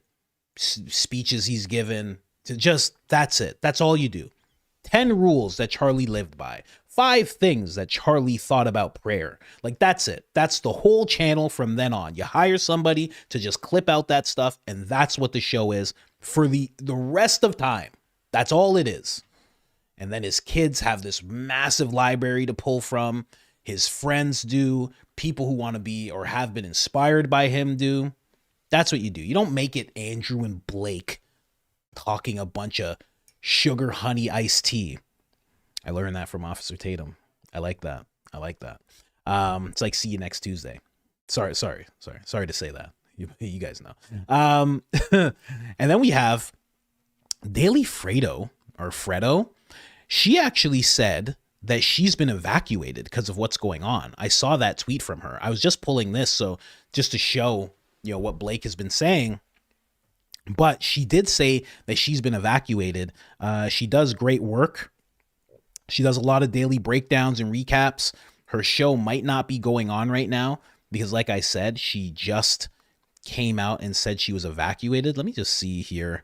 So definitely pray for her, whatever's going on. Yeah, she says, pray for us, UK. Thanks for all this. All of you can F off now. Yeah, she's okay. I guess she's still dropping episodes. This is 2 hours ago. Thank you all for the messages and comments. Things seem to have calmed down for now. We are staying indoors, / outside of danger zones. I'll have a new video for you that I managed to record in the morning, but because it's about Charlie and war, YouTube is taking, oh yeah. Damn, I should have thought of that too. They do that sometimes. Here, let me just expand that. Oh yeah, they take some, I won't talk about it, but sometimes some things that you talk about, it's just like, oh, it's going to take 24 hours actually. And you're like, what? Why? Oh man, it's rough. But this is what she had to say about Blake. She said, there it is, politically correct post titled, I support attacks on Iran. I support what's going on in Iran. Who cares what Charlie thought? She tagged Baron and Candace. For sure they have seen this. Baron already talked about at the beginning of his podcast, not talked about this, but talked about what he thought.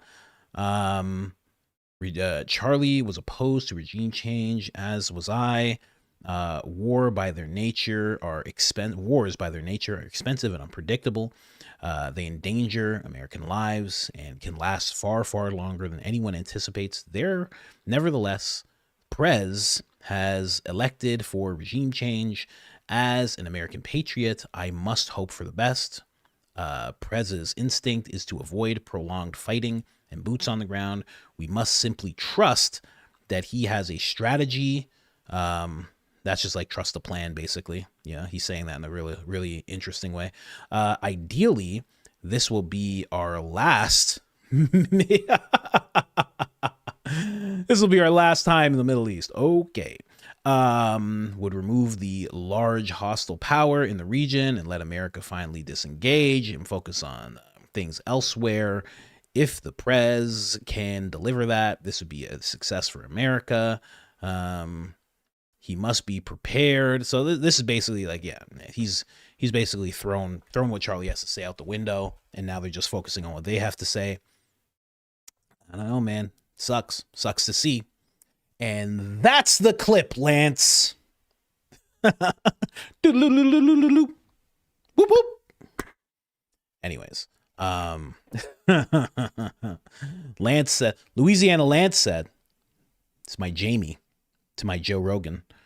He said, Mikey McCoy ain't looking that fabulous or amazing. How dare you, Lance? How dare you say that about Mikey McCoy? He walked away for our sins, you understand? Okay? Never forget that. Never forget what he did. Is there 11,000 people in the chat? I know black, nunca, nunca, no black, nunca, nunca. I know black, papi, I know black, papi, nunca, nunca, no, no. I can't get over how good that song is. I played it. My kid was dancing. Louisiana Lance and Fleet put that together. They are a dynamic duo. Absolutely incredible. Can't wait to see more stuff from them. Who are we going to jump over to? I just want to see, what is Jimmy talking about here? What is Jimmy talking about here? I'll just talk about it. I don't have to play the Jimmy Dore episode. But he's just basically it's been revealed that Hillary had a deposition that she had to do. And apparently she was in the deposition room screaming and yelling and becoming unhinged. I can't wait to see that. I hope they let us see that. That would be absolutely hilarious. Hillary's just like, I've had enough of this. I've had enough of this. I already got a body count. There's 57. Who wants to be 58? I'm not playing this game with you guys anymore. We're not. Bill, quiet. Let me finish. I'm not doing this with anybody. We can go 58, 60, 61, 62. Who wants to step up? You're in my dojo now. I'm not doing this anymore. I don't care. Yeah, we were on an island. So what? We're rich. We go to islands all the time. You guys got a problem? Yeah, he was on the plane. I don't know, 100 times. I don't care. All right? I'm done with this. All of Congress is just like, ma'am, please, can you calm down? No, I'm not calming down. I was supposed to be president twice. Are you guys playing? I'm not playing this game anymore. All right? Horse heads. I'll put horse heads in everybody's beds. You know who my father was? My father was like Al Capone. You want to play this game with me? I'm not playing with you guys. No further questions, ma'am. Yeah, I thought so. That's what I thought. Get up, Bill. Get up. We're leaving. Just spits on the desk. Just walks away. Oh, that's Hillary. Probably. I mean, I'm paraphrasing. I don't know if that's... I imagine it went something like that. Anyway, let's keep going. Jim Carrey. The whole timeline is just like, you're not Jim. You're not Jim. I saw the speech right away. I was like, oh, that's not Jim Carrey. I'm like, oh. Last time, the reason people are saying this is because Jim Carrey was on stage. He gave a speech. It was all in French. He looked completely different. His eyes looked different. His face looked different. It was fatter. It just didn't make any sense. They say that's Jim Carrey. Nobody believed it. I'm so glad people just stepped up right away. There was no nonsense. Nobody was stepping up saying, oh, this is crazy. Why would you say this about Jim? Nobody said that at all. Everybody was on the same page. Everybody was like, listen, I'm not doing this. We are done with this. And I was very, very happy about that. So yeah, it didn't look like him. For the record, the last time he was on stage, this is not the clip. The last time he was on stage, he was talking about, he said kidnapping children is wrong. Odd thing to get into. But that's what he got into. I can't find the clip. I watched it late at night. I watched the whole clip and then I didn't save it, but that's what he said. Weird. My first thought is always like, oh, body snatchers. They just took him. It's like the movie Get Out. He sits down, some old guy, Warren Buffett's like, oh, I want to be Jim Carrey. Can you guys put me inside Jim Carrey, please? And they're like, Jim Carrey? Yes, I'd like to be inside Jim Carrey, please. I don't know, indefinitely. That should add 30 years to my life. Yeah? Okay. Put me inside Jim Carrey, please. They just put him in. All right, there you go. Next thing you know, he's on stage and he's like, hey, everybody, I'm Jim Carrey. Hi. This was him. Is this the actual video? Yeah, let's play this video. So people just thought that they were just pointing out everything. They were just pointing out the hairline. They were pointing out the cheeks and the face and everything. They were pointing like that right there. That's not Jim Carrey. It's just not. Now, there is somebody who stepped up. This is Jim Carrey. When I go to sleep at night, I'm not just a guy going to sleep. I'm two-time Golden Globe winner Jim Carrey going to get some well-needed shut-eye. And when I dream, I don't just dream any old dream. I dream about being three-time Golden Globe winning actor Jim Carrey, because then I would be enough. It would finally be true. And I could stop this terrible search for what I know ultimately won't fulfill me. But these are important, these awards. I don't want you to think that just because if you blew up our solar system alone, you wouldn't be able to find us or any of human history with the naked eye. But from our perspective, this is huge. When I go to sleep at night, And that's how Jim Carrey felt about things. Now, I mean, people just started pointing out, they're like, he's left-handed. There's videos of him signing autographs with his right hand. So it's real Jim Carrey. It's real original Jim Carrey. Can you answer this, please? Mr. Jim Carrey. Every fake news is saying you are not Jim Carrey. That's true or not? Please.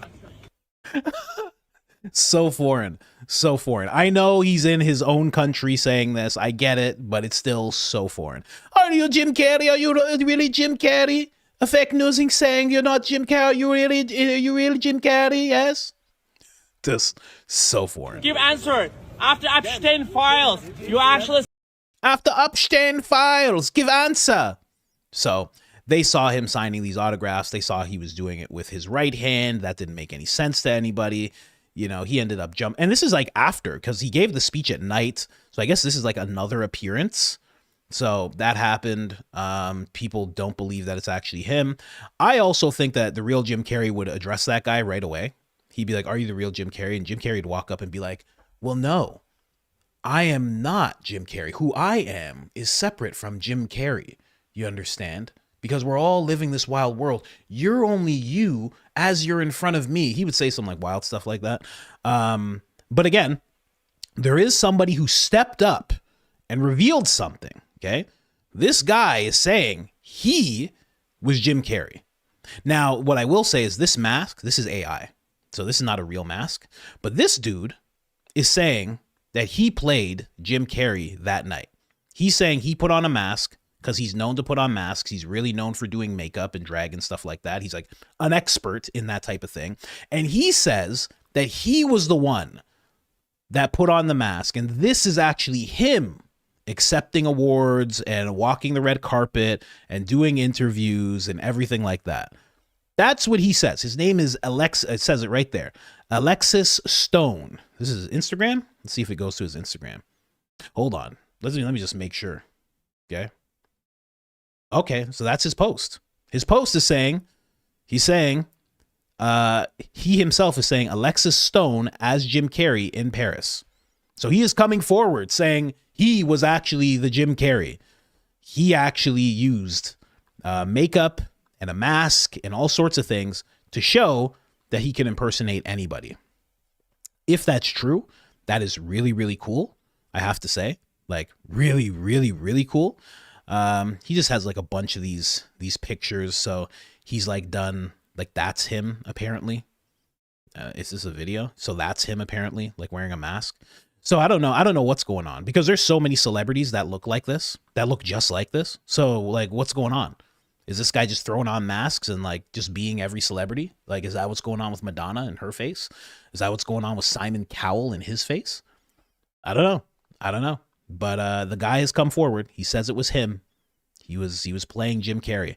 Now, obviously, your boy goes deep. And I don't believe him. And I think Jim Carrey has said too much, too many times over the course of time. They're probably like, listen, you're supposed to be making $60 million a year. We're your managers. We're your agent. We're your publicists. And now we're not making any money. So what's going on with you? And then they snatched them up. I think they do that with celebrities all the time.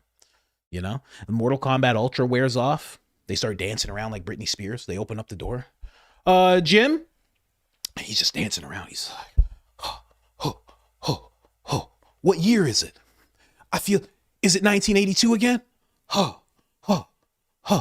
When do I go to my trailer so I can play Ace Ventura? And they're like, oh, God, it wore off. Yeah, Jim's malfunctioning. Ah, man, he's so good in movies. Jim.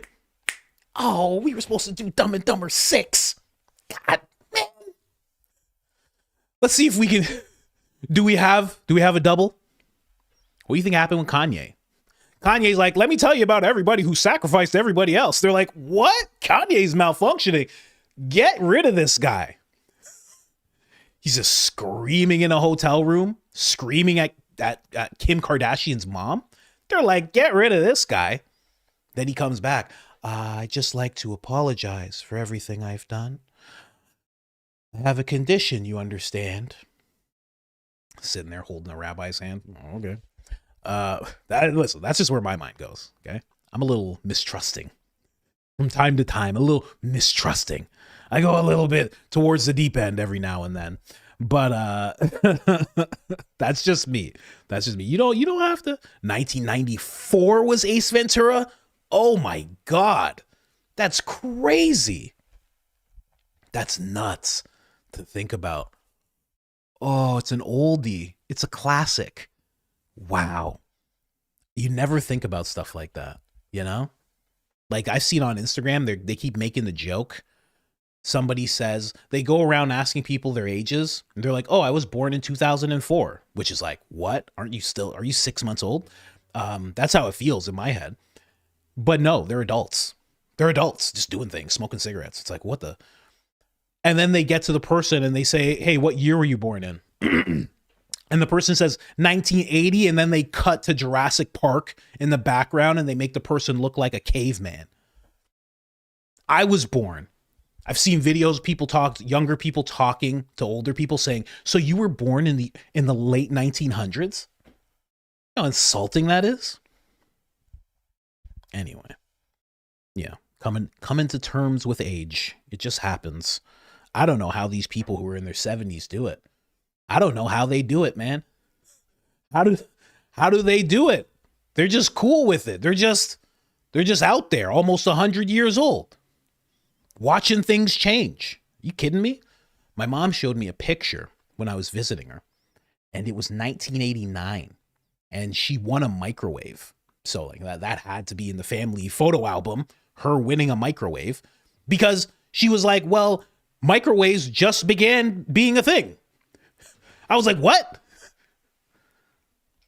She's like, there was not many microwaves back then. It was hard to come by one. You couldn't just buy one, especially, my family, you couldn't just buy a microwave. I was like, that's why it's in the family photo album? Because it was a joyous event. We had a microwave.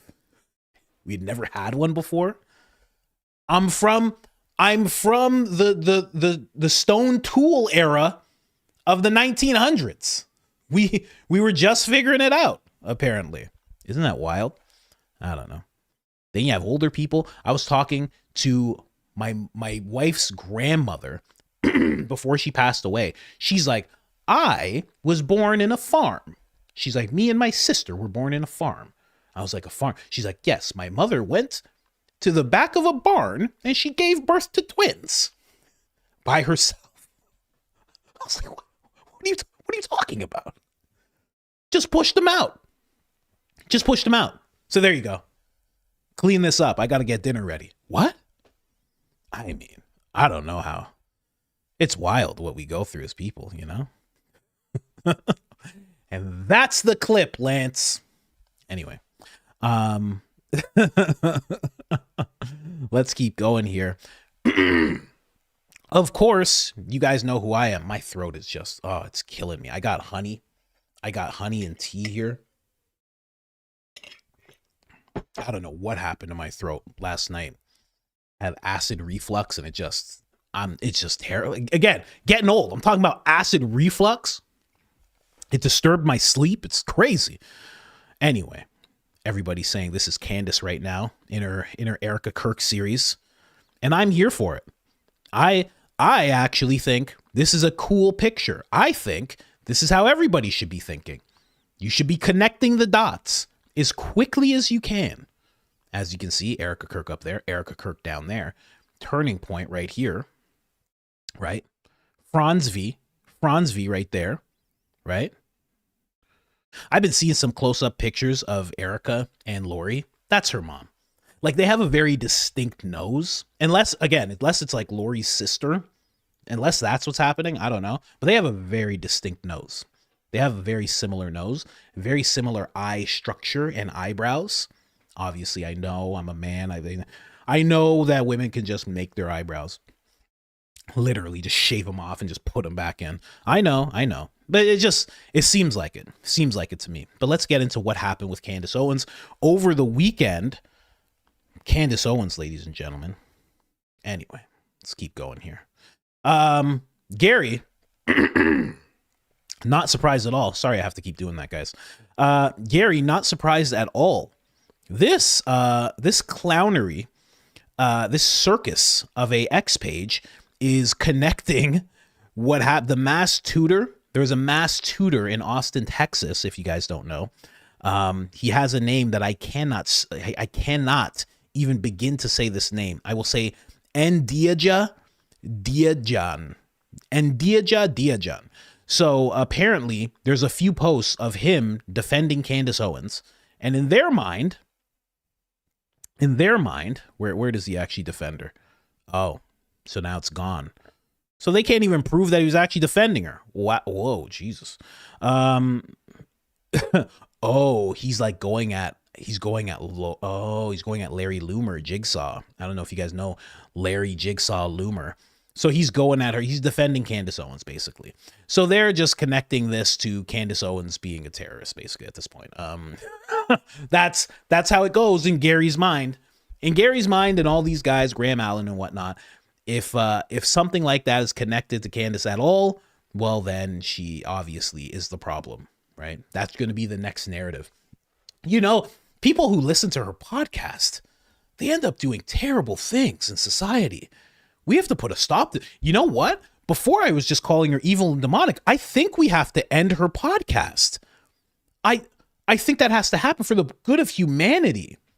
It's going to be Graham Allen's next post. I am defending humanity when I speak against Candace Owens. Just counting money. I am defending humanity. Hi, Mr. Wachuka. I'm just making a post. No, thank you so much, Mr. Wachuka. I appreciate it. I saw the bonus. Yes. Thank you so much. I'm defending humanity. I'm a real Christian. I'm just doing what's good and just. You know what I haven't closed for some reason? I just keep it up. I just keep it up all the time now. I keep it up all the time. I haven't closed it. Since I found it, I haven't closed it. I'm not closing it. Official Department of Defense. Get this guy out of here. Oh, Official Department of Defense, Graham Allen. Good for him. Good for him, you know? At least he's out there doing things, you know? Anyway, Candace had a back and forth with a pastor. This pastor here. This is one of the many pastors who was the first one on the Candace Owens' demonic train. He was a pioneer in this space. No one had called Candace Owens a monster, demonic, or evil before this man here. What is his name? Mark Driscoll? Pastor Mark, I'll call him. I don't want to keep having to say that last name. Candace said, name redacted. For obvious reasons, Charlie Kirk also told a pastor at Trinity Church that he thought he was going to be offed by someone. That brings it to a total of 4 people that we've identified. This is our daily reminder that his wife initially denied this was true. There you go. So somebody sent this to Candace, apparently. Says the pastor at Trinity Church, Scottsdale, said that Charlie Kirk called him a few days before September 10th and told him he thought he was going to get offed. He mentioned this to all of us that assisted to the urgent service he made to pray for him after the incident. Wow. Interesting. I have not gotten a hold of that because honestly, I'm getting tired of listening to these turning point pastors. It's just like, you're not even a real pastor. You're just this op put in this place, and you're just, you know what I mean? It's like me being like, oh, the Rock has a special message. Oh, I better get over to the Rock's page and listen to the special message that he has. I'm like, come on, I'm not doing that. I can only do that so much, guys. I'm a person like everybody, okay? I can't subject myself to this stuff all the time. For all you know, if I do this enough, the brainwashing might actually take place. If I watch too much of it, and I'll just be like, hey guys, you know what? I've had this weird feeling come upon me, and I think Candace Owens is, you know what I mean? I just start doing all the symbols. I think she's evil and demonic. I don't know, something in my discernment. The Holy Spirit's come upon me, and I think she's evil and demonic. I think we have to stop listening to Candace. From now on, this podcast is going to be about watching Turning Point's show, The Charlie Kirk Show. And we're going to be finding everything positive we can possibly say about Andrew Colvett and Blake Neff. You know, turn it off, right? And then he comes back after Candace says this, posts this. He says, "Howdy, Candace, pastor at Trinity Church here." I like how he says pastor. Like, are you not a real pastor? Interesting. Okay. This conversation never happened, and it was never said to anyone at any service, publicly or privately. I will be preaching today on the 9th commandment, false witness. Your demons already know it, but you might find it interesting. Okay. This has been a first as well. Now we are demons. Okay. Very interesting.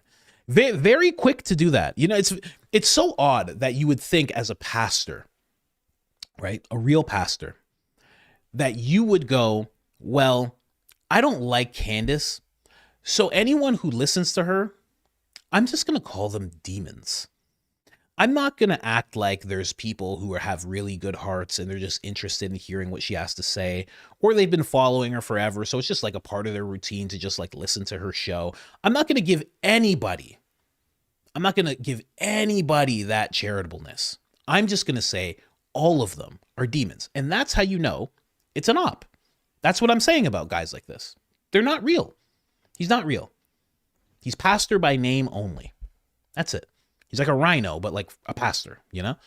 That's all this is. This is not real. This is not a real guy who really loves the Lord. Because if he really loved the Lord, and listen, I'm not here to judge his Christianity, but you would think, especially in that role, you would make that a thing to say, like, listen, there are people who are just misguided, and that's why they're listening to her. They're pulled in by the entertainment value that it has. But instead, he's like, no, they're all bad. They're all demons. Like, that's association with hell. That's association with the devil. Like, what are you doing? I don't know, man. Just ridiculous. So let's go into just quickly recapping, because Candace's show is going to start soonish, not soonish, like in a few hours, I think. I'm pretty sure she's coming back Monday with more to talk about Erika. So here, let me just go through what I had written down here, because, you know, it's very odd. This whole episode, to me, this episode that came out on Friday, you know, Lori's LLCs. So we just have Candace here in wartime mode. Like I told you guys, hair slicked back. I mean, at this point, it's a statement, because, you know, 1 day, 2 days, 3 days, you're like, no, I'm not doing my hair. Okay. We're not doing the hair. We're getting in the trenches. We're not playing around anymore. I don't need to look glamorous today. Okay. Still looks great. It's still a great, you know what it looks like? You guys might be even too young for this. You know who Sade is? You ever heard that song? Smooth operator, smooth operator. You ever heard that song? That's what she looks like. That's how she's dressed up right now. That might be too far back for you youngins out there. You might not know. Coast to coast, LA to Chicago, West LA. Anyway, so when she gets into all the LLCs that Lori has, basically what this episode told me was that Lori she's a gangster. That's what it sounds like. The family has these gangster past, you know, in operations that are, you know, I'll just say not above board, not completely legit. That's what the family has in her past. She's connected to another family that has that same type of stigma on them. They're all coming together as family. You have all these businesses. These LLCs are starting up and dissolving, and there's money moving through them as they do all of that. She seems like she's a gangster, right? She seems, you know what it seems like when it comes to Lori? It seems very similar. Like, I was making jokes about, you know, Hillary, but it is said that Hillary does have these ties via her father. Her father actually, you know, it is said that he took over after Al Capone. He and many other associates took over after Al Capone in Chicago, right? And it just seems like that's the kind of thing that Lori has going on. She had this past, this family that was really into some stuff. She obviously gets thrown in and associated with a bunch of stuff, probably running some stuff as well, right? Allegedly, maybe, perhaps. But she seems like a gangster. I don't know. From everything Candace said in this episode, I was like, oh, this is like just gangster behavior all day. Lottery tickets flying in the air with her grandma, grandparents. Well, on Monday's episode, or I guess earlier this week, Wednesday's episode, we went through Lori and Kent's divorce documents, right? The only 2 out of about 6 or so documents that were available. And we determined that something wasn't right. 4 different dates to the alleged wedding between Lori and Kent, an unnotarized childcare agreement, plus a different date for Erika's birthday than the one initially listed in the Cincinnati News. November 22nd, across 4 sets of documents. But we cautioned people at home that, hey, there's other docs. Therefore, it's plausible that those remaining documents made some necessary changes. Caution, I said, caution. But you guys don't listen. One of you guys went ahead and tore the caution tape down, sent to me all the remaining documents. And those were interesting. I'll have you know that Erika's birthday on all of them is November 22nd. Yeah, it is. Her name is spelled differently a few times too. Erika with the C. We'll go over that next week. Because what I want to talk about is a person that was in these documents. There was another person mentioned, someone who is listed as the witness to these shenanigans. That's how I am going to hitherto refer to the divorce documents, the shenanigans. And that witness, his name is Richard Urbanbeck. I'll show you that here. Now, what I am blurring out on this document. Now, the whole Urbanbeck, I was trying to figure out how that name was spelled, Urbanbeck. That whole family, again, it sounds like another association. So Lori's family already has Erika's family already has association with these Rothsteins, which were like major players, like back in the day, major players in the whole, running numbers, racketeering, all that type of stuff, huge players. And then they also have connection to these Urbanbecks. So it's like, I don't know, if you know one family and it's like a far off, like you know them, it's like, that's one thing. If you know another family that's into some wild stuff, because Candace brings up some wild stuff about what this guy was willing to do, what they were trying to do, the fraud that took place as time went on, allegedly. Although I think he already served time for it, so it's like legit. You have another family. But then also your family has this background. Your grandmother or mother has this background, like Candace said, lottery tickets in the air and blah, blah, blah. It's like, these are gangsters at this point. How many families you know like this? How many families have you bumped into like this? I know 1, but I don't know 5. And then on top of that, my family has a past like that too? No. It's not what we have. We have pastors. We have pastors and servicemen in my family tree on my dad's side. On my mom's side, it gets a little wild. They come from like a farm town, Black hillbillies in the Caribbean are like they're a different type of breed. They're a wild people, very wild people. But yeah, that's what it seems like to me. They just seem like straight up gangsters. I mean, listen to this part. He wanted then senior U.S. District Judge S. Arthur Spiegel and then retired Assistant U.S. Attorney Kathleen Brinkman killed. Tony also targeted an FBI agent's children. He told a would-be hitman to bury the agent's 3 kids in a casket with crackers, water, and an air pipe for 10 days. He recruited a fellow inmate about to be released from prison to commit the crimes, but the inmate flipped on Urbanbeck and wore a wire for the FBI. The recording caught Tony Urbanbeck offering to pay fake hitmen $500,000 in gold stock first. Then Urbanbeck planned to pay the man and another $500,000 from offshore accounts in the Cayman Islands after news of the kidnappings hit the newspapers. Oh, okay, here's another piece of just this case. This case is amazing. This is a $250,000 on the green. Bill Urbanbeck lost thousands of dollars when he ratted out his own friend in 2009. Oh man, this one goes on, and he asked his friend to put $250,000 to dig it out, dig a hole and put the money in there so that he had a little cash when he got out. Okay.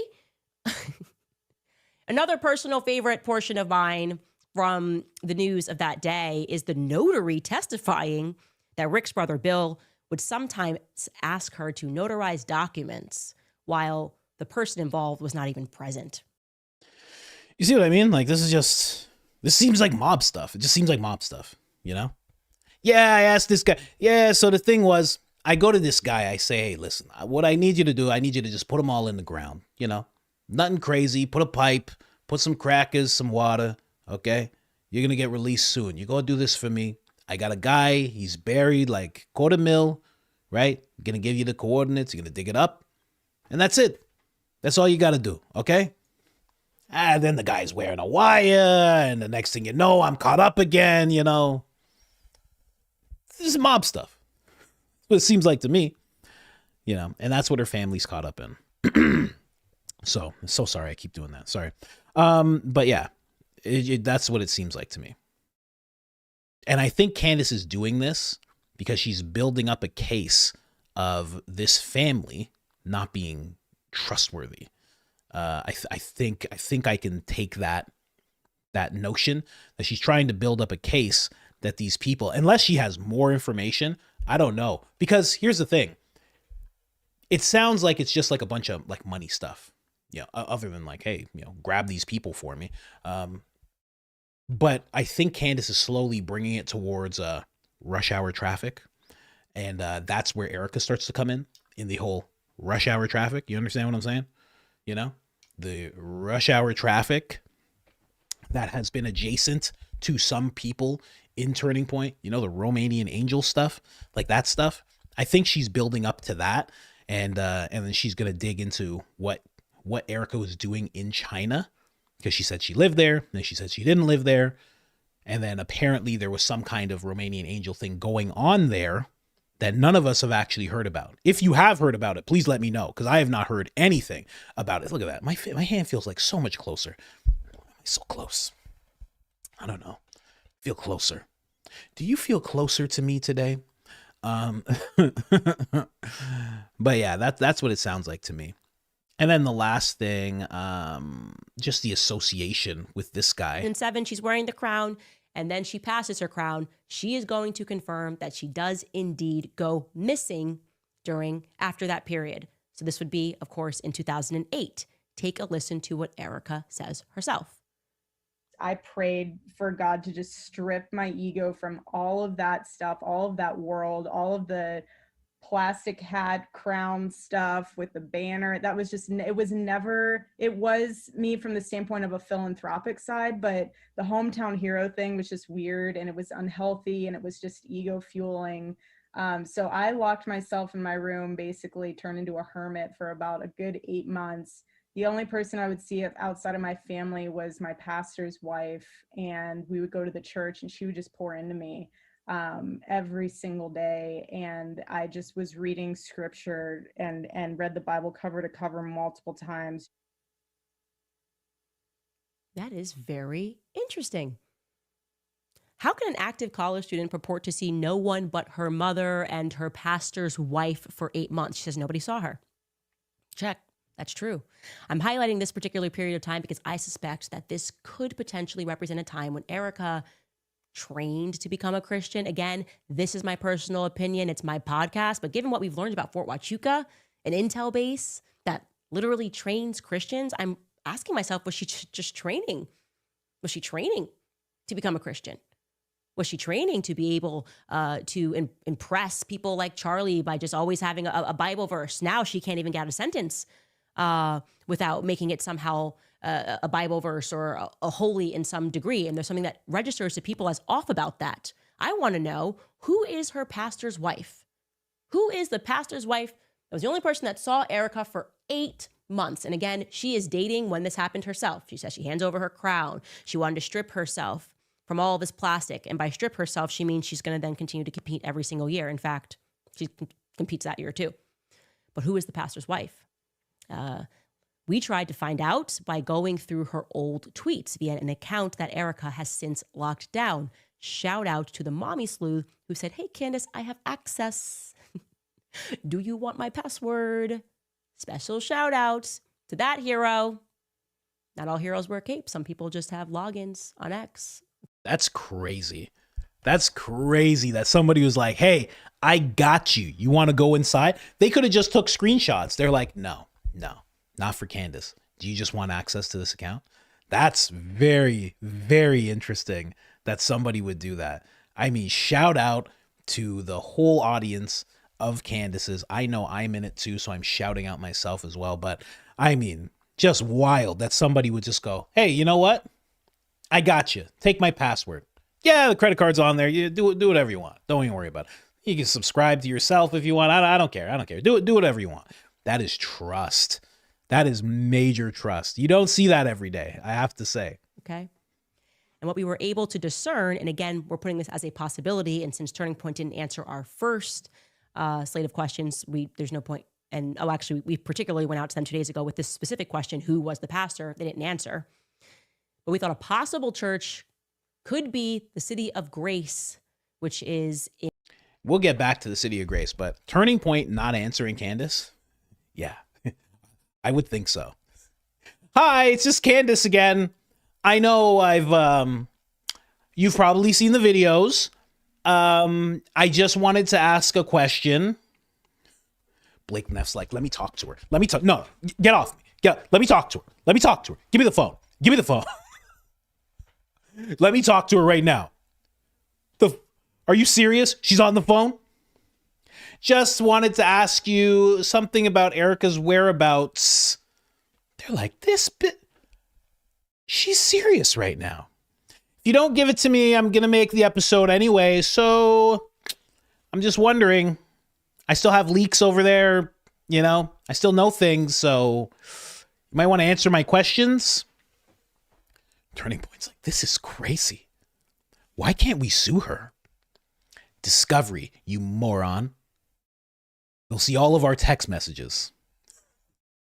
And then I'll have to give them Charlie's phone. You know Charlie messaged 30 different people saying that he thought he was going to get killed by Philadelphia. Can't have them get a hold of that. I can't have them get a hold of my phone and see my conversations with Tyler Robinson. I'm kidding. That didn't happen, guys. I'm being silly. I'm being a silly Billy. But yeah, very interesting. Now, going back to what she said about Erika missing in, I think she said 08, only talking to one person. It's a cool idea of, was she being trained? Was she at Fort Huachuca just being trained in this whole thing, in her next operation, right? I really do wonder about that, because there are different people, even like Luigi. You guys know Luigi, right? The dude who did the thing to the United Healthcare guy. He disappeared for a while before he did that. He just disappeared. Nobody knew where he was. He was gone. That's it. Some people said he was like in Hawaii or something like that. These people seem to disappear and then come back and then do monumental or infamous or terrible things.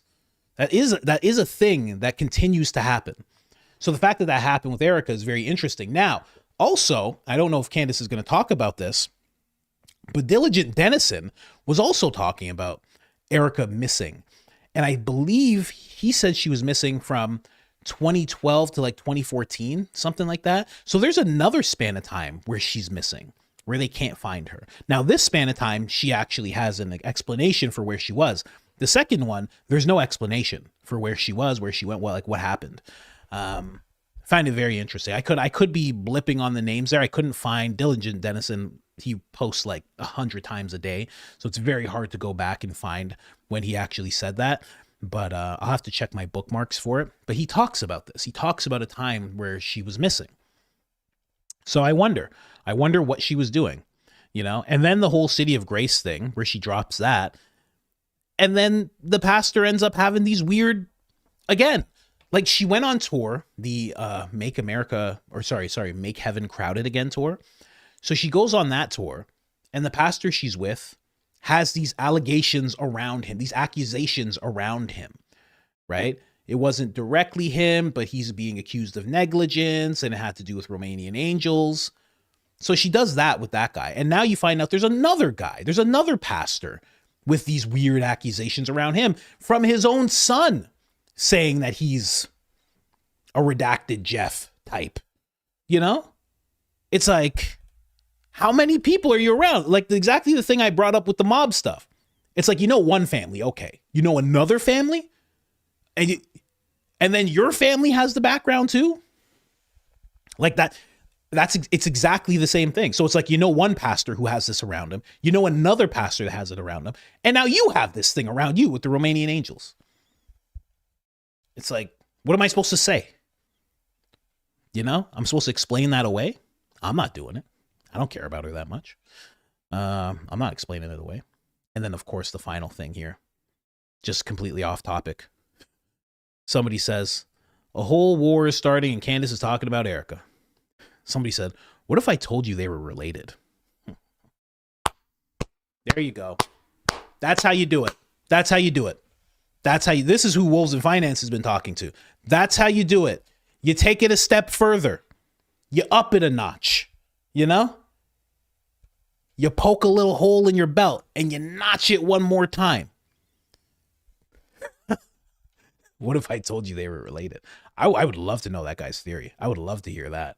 They're actually related. So good. So good. And that's the clip, Lance. That's my new catchphrase. There was something I was supposed to go through that Baron was talking about, but now I don't remember where exactly it was. Oh, here it was. Here it was, where he was talking about these guys, this guy and his messages. To this video. Why did any of this stuff stand out so that a video was needed? First, I got to show you some of his tweets. The wonderful Daisy has gone and found an archive of all his old tweets. We thought they were all deleted. He tried to delete them all. Little did he know, we've got the best researcher in America working on this right now. This is a tweet, just a normal tweet from December of 2024. This is 9 months before Charlie passes away. I'm trying to figure out how this platform works. I mean that in every sense. Notice there's normal spelling, there's normal capitalization, there's normal punctuation. The parenthetical reference is a sentence without terminal punctuation. But guys, we're not going to be too picky. He has a fascination or a seeming fascination with Elon Musk. Much of his tweets is dedicated to, much of his tweet history is dedicated to talking to Elon Musk, or at least talking towards Elon Musk. There's no evidence I think Elon Musk ever wrote back. This is Elon Musk saying, please stop using hashtags. The system doesn't need them anymore and they look ugly. Our friend David says, I agree, Elon Musk. Systems for tracking linguistics in association with their implications beyond what is expressed are advanced enough that hashtags are irrelevant and indeed inhibit efficient human interaction. Hashtags are also quite inconvenient, incredibly prone to error or abuse. I just noticed one spelling error. Everything else is pretty normal. Normal capitalization, normal punctuation, complete sentences.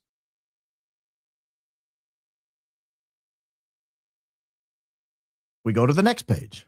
That was in December of 2024 also. Here's one from January 2025. This is in response to Real Trump News X. Would you support President Trump completely eliminating Pride Month and replacing it with Veterans Month? Here's what David said. I served my country for 6 years, and I'm not considered a veteran. I'm not LGBTQIA+. Also, I'm mixed race and in a mixed family. Also, worked my way out of homelessness 3 times. I don't see the point of these special days for special people. I've been left out of it. I've been left out of all of it. I'm not unhappy, but believe that we should all have something more meaningful. Again, a few spelling errors, but largely following the accepted rules of grammar as put forth in every English class in America. This again, January 2025. 95% of Trump supporters are happy that Trump is their president. Are you one of them? He responds, so not 100% of his supporters, just 95%. You talk to them, it almost seems as if he is perhaps a little hostile to President Trump. So this is just a sampling, just a few tweets to give you a feel, a taste. So this is where he's just showing us what this guy writes like, right? And then he gets into this, right? He's breaking all of that down to show this is how he writes normally. This is how he wrote in this very weird thing. Now, the way it's all broken down, basically what I want to get to is what this really showed me was, yes, this tweet is very, very weird. Okay. But also then Barron has this conversation with Jesse on Fire, right? And yeah, the dude's nuts. Yeah, he seems nutty. I mean, with the last video he made where he was like, I see mockery and mockery, and we know what religions say about mockery, and I just see people mocking it up. Mockington mockers, just a bunch of Mockington mockers going around, mocking it up in their Birkenstocks, mocking all the time. Guy was about to turn into like a Dr. Seuss book, you know? He was saying it so much. He just seemed completely unhinged. So what this really showed me is that he started talking about his conversation with Jesse on Fire. And then we learned that Jesse on Fire contacted the FBI to give them information. And then Jesse made another video after Barron made this video saying he had to come public about something, which was really weird. And then he just talks about this event that was happening. He says that he for sure like saved lives, or for sure this like major event was going to happen. And the whole thing was just weird. I was like, what? And you know, right away, because I love to be charitable, but I was like, what's going on here? And maybe it's because I've never seen a creator have to contact the Bureau to give them information because they've done such crazy research deciphering something. And also, you know, I won't forget that somebody sent me an email. It was very funny. I swear they sent me this email while I was like at 9:44 CST. They said, who would have thought that a random proton mail sender would have solved a cipher to prevent a WMD, all because of watching you guys at the helm of the Charlie Kirk investigation. Wild world, huh, Coach? Be safe. Hold on a second. And he said something else too. Huh. Maybe the same guy contacted me. I'm really bad with emails though. If you have something that's going to save lives, you should email somebody has the time and doesn't have ADHD and is more organized. Send it to Barron. If it's going to save lives, send it to Barron. Barron will handle it quickly. For the most part, I think he said his email's a mess too. My email is a mess. I mean, it's just so I need to hire someone just to go through the emails. So yeah, the whole thing was very interesting. And I was looking at it. I was listening to that whole episode and I was like, what is this? Like, what is this whole thing? What is the event that was being prevented? What is this guy, David, James, USA guy, whatever you want to call him? What does he actually have to do with it? The whole thing just really threw me off. It was a very interesting episode by Barron. And then, you know, if you don't know, Jesse already made another episode about it. And that was interesting too. I was like, all very serious, very, very serious stuff. I was like, huh. But then I was like, you know, Jesse is always very serious. If Jesse's bringing you anything, he's like, guys, this is serious. So, you know, he's a high octane individual, you know, he doesn't come and just say, hey guys, just a relaxed episode today. He doesn't do that. Right. He's always like, all right, guys, this is serious. I'm really. So, yeah, I just found the whole thing very odd, very interesting. Don't know what to make of it, but you know, is this a code? What is the code? Do you just trust AI with telling you that you need to contact someone? There was a guy in Canada. I think they said he was in like Southern Ontario or Northern Ontario. I forget, but he was in Ontario. Guy in Canada. CNN covered this. And he was using AI.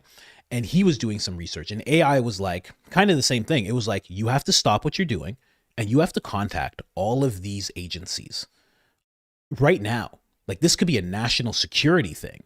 And they were like, you've discovered new math.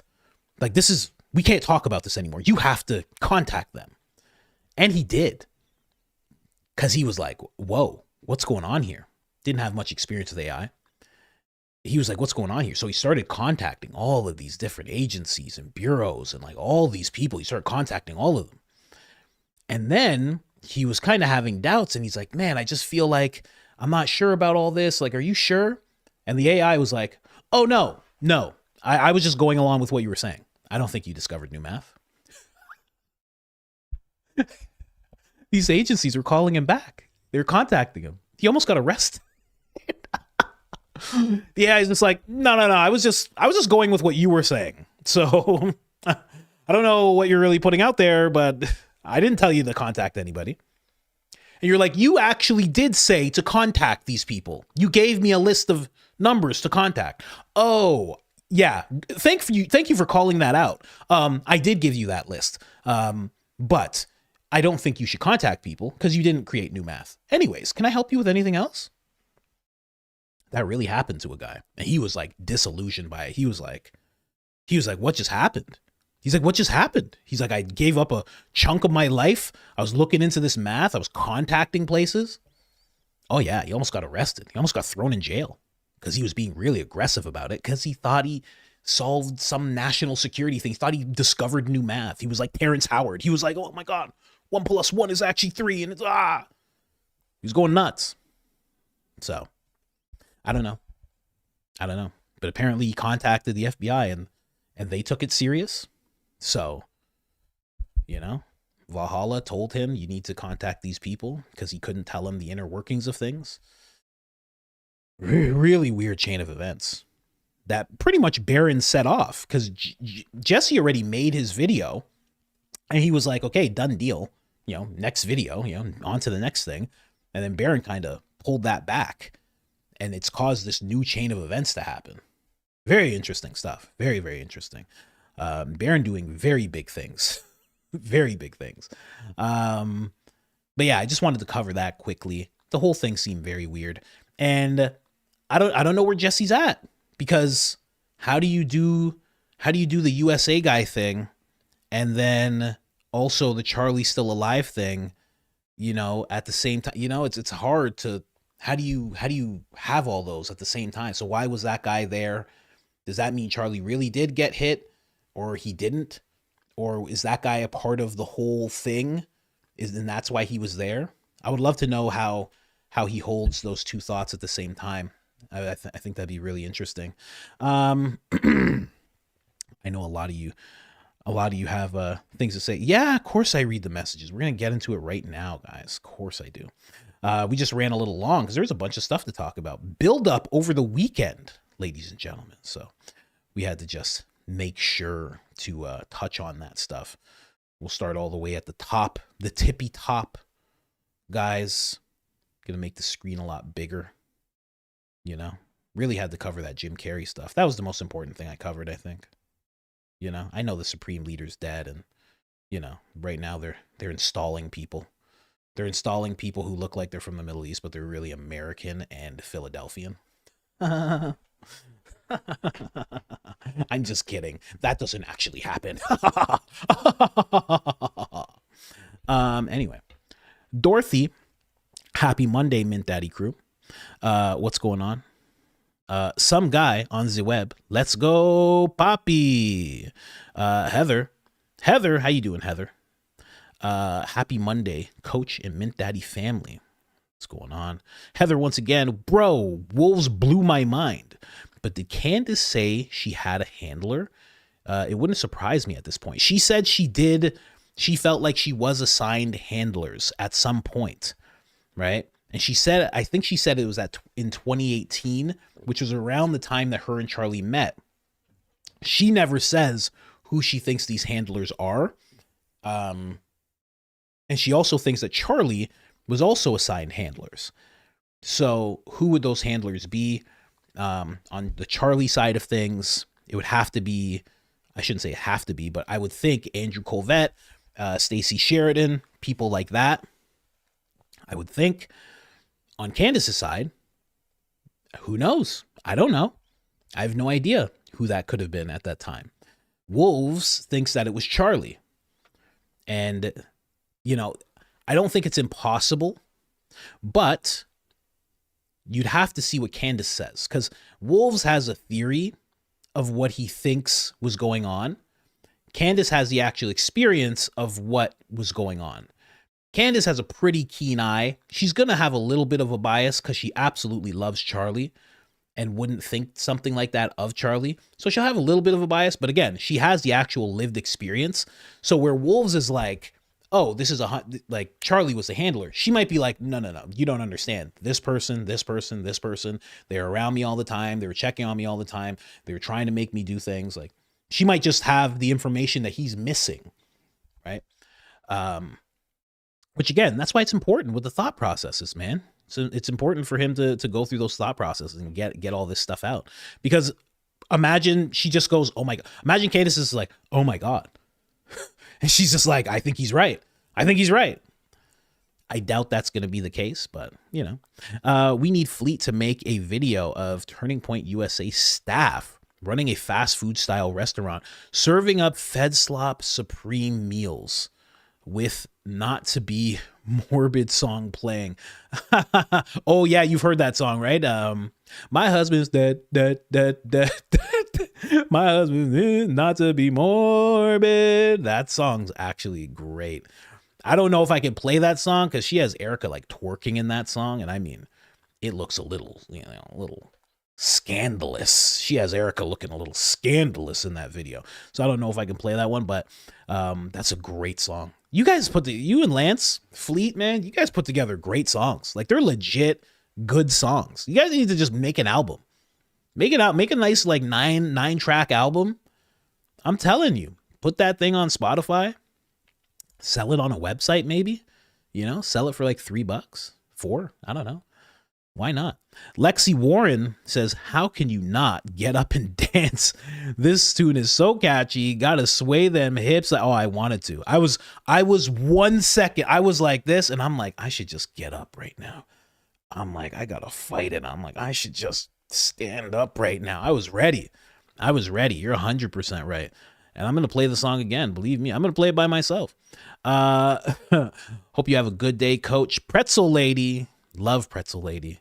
Thank you so much. Thelma, keep bringing the light. Thelma, I saw your last email. I definitely saw your email, just in case you're wondering. Just Say Julie says, my new favorite song. Yeah, mine too, honestly. It's so good. Little Saigon, did you see Kurt Metzger's new AI video on Cash and Bongino?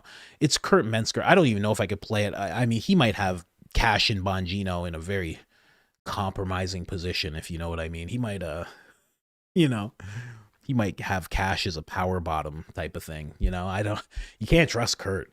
I can't trust Kurt to put his video on live. You can't just trust Kurt like that. It's so funny. Gary from Paramount Tactical? Gary showed a tweet from Kurt Metzger, and he's like, see, these people hated Charlie. I was like, that's Kurt Metzger. He hates everybody. Kurt Metzger has talked crap to me. He's talking like you will see him in everybody's comment section talking a bunch of smack. Gary's like, oh, guys, check this out. Oh my gosh, they hated Charlie. Yeah, Kurt did not like Charlie. That's a thing, If you're super into organized religion and stuff, Kurt's probably gonna have words for you. Gary thought he like cracked the code. He's like, ooh, check out this Candace supporter. I was like, wow, Gary's dumb. Anyway, Mary W. allegedly, maybe perhaps, Press Orange had Charlie Kirk swacked due to, I like that, schwacked, due to the current conflict, and contracted Turning Point to help. Gov knew about the and threatened all with prison if they didn't comply. They didn't protest at all. That's interesting. That is the name of the game. Like, I mean, when it comes to like Redacted Jeff, I think that's what they did with all the information. They just went to everybody and was just like, we know what you did, so say good things about the president for forever, or else. I think so. I mean, Prez Orange, he took control of the bureau. He has good control of the bureau. I don't know how much with the agency, but he definitely has good control with the bureau. They had access to all that information. They had all of it. They still have 3 million files. Why give it up to the public so the public can go, yay, when they can just keep it and do exactly what Redacted Jeff was doing, Yeah, that's my theory, at least. Mimi Mimi HM1 TK. Oh my gosh, I'm dying. New hit single of 2026. I Know Black. Rising rising artists Fleet and Lance. Don't forget Lance. I'm saving that song on my YouTube playlist for when I work out. Check out the other songs too. There's a few of those bangers that they've made. Honestly, they do great stuff. I mean, let's keep going. Jamie, coach, my head hurts. Much cerveza last night. Ouch. Jamie's in the chat, guys. You gotta watch out. Jamie's a firecracker. And it sounds like Jamie's drunk right now. guys, watch out for these next messages. Much cerveza. You're in Puerto Rico, right? I'm pretty sure you said you're gonna hit Puerto Rico. You're going to surf out there. Insight, full disclosure, says both Jesse and Wolves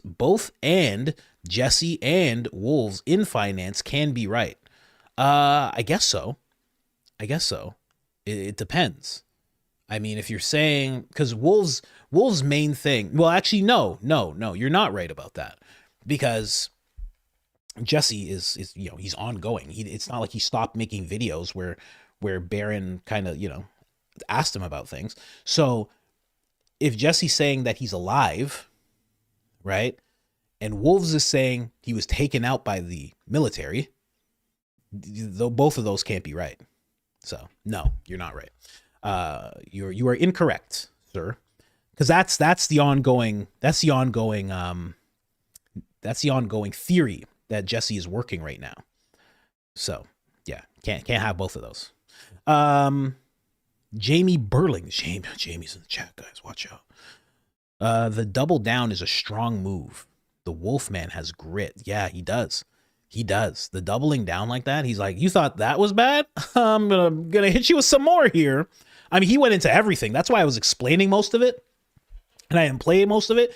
He was going into everything you can't talk about on YouTube, and I am here for it. Great job, Wolves. By the way, if I didn't say it already, Candace would know best. Cabot, Erika, and Charlie involved with the Daily Wire. Then Candace was hired. Then we are to believe that Charlie didn't know Erika dated Cabot and Charlie just married her. Yeah, he must have known. He must have known they dated. That would make sense. And I would think he didn't care, right? I would think he just didn't care. Because there's no way he didn't know. How do you know Cabot and know Erika and don't know that they dated? And there's a picture of Charlie playing basketball with Cabot, and I think it's before he started dating Erika. So there must have been a conversation of like, yeah, we dated a little bit, blah, blah, blah. And then Charlie's probably like, yeah, whatever, I don't care, He's like, my company's bigger than yours, right? I'm taller than you are, right? So it doesn't really matter what you did with Erika, because I'm gonna do it better. So how about that, Cabot? Yeah, maybe he did that. Maybe he just punked him off, Seeking truth. You get me laughing to tears. Give the stream a like. Yes, please give the stream a like, guys. Please, please, please. It helps tremendously. When Candace succeeds, Philadelphians calling. When Candace succeeds, President Tucker. When Candace succeeds President Tucker as his VP, I hope she picks you for her VP. Me? Oh, I think not. I don't know. I mean, I would do it, but like, I don't know. That'd be crazy. What a crazy thing to want, to be those things. What a wild thing to want or to feel like you have to do. And then you do it. It's just so monumental. Even if you do a terrible job, right? You're in history forever. I think Candace is going to do it. I think she's going to feel forced to do it. I think if Tucker, and that's actually a good thing you brought up. I think if Tucker feels like he has to do it and he has no one to turn to and he needs somebody who's going to be fiery in the debates, is going to have really good ideas when it comes to, and also is going to be a black woman, there's no one else to turn to but Candace. I mean, she's just perfect. She knows how to speak. She knows how to speak really well. She will definitely be able to speak to the black community. I mean, the black community, as soon as the black community sees anyone that's black, they're like, oh my God, you're the best. Like, they don't like Candace right now. That'll change right away if she runs for VP. They're like, we're backing her. We're backing her. That's it. She'll tackle the issue of fatherlessness and stuff. She'll do all sorts of things. So that would be really cool to see. But me, I don't know. Sure. Me as a VP, I guess it would be good. I guess. I don't know. Can I lock people up? Because someone has to get arrested, right? I'd be locking up members of Congress. Hey, man, I heard you're worth $180 million. He's right here. Handcuff him, please. All right. No, we're just gonna. No. It's okay. It's okay. We're just gonna figure it out. No. We're just gonna figure it out. That's a lot of money. I know you're mad. I know you're mad. It's a lot of money. I'm just trying to wrap my head around it. All right, here, Lindsey Graham, sir, can you come over here? Heard you're worth $250 million. That doesn't make any sense. Handcuff him, please. Handcuff him, please. Yeah, Candace. Yeah, she's over. She's over in the Middle East. And while she's gone, we're just cleaning up some stuff. Yeah, she knows what's happening. She knows what's happening. Nancy Pelosi, why are you still here? You're 109 years old. Come over here. You're worth a lot of money, right? Hands behind your back. You know, it'd just be terrible. Lock them all up. She would get back. Did you lock up 80% of Congress? Yes, and the other 20 have been evading me, and you should do something about that. They're getting away. I've been looking for them everywhere. I don't understand. Did you lock up half of the Senate? I did. And all of a sudden, we're in a surplus for money. I don't know how it happened. I have them all in secret prisons. It turns out the agency has secret prisons everywhere. They're all in the secret prisons. No one will find them. It's completely fine. She'd be like, geez, I think I picked the wrong VP. Or the right one. I don't know. It's completely fine. Candace, don't even worry about it. We took all Lindsey Graham's money. He doesn't have any kids. You know, Lindsey doesn't even like women. He has no kids. So we just have all this money. We'll just put it into homelessness. Well, what's the big deal? You know? I took all his money. What's the big deal? The guy had $500 million. Just soaked in baby oil and all sorts of weird stuff.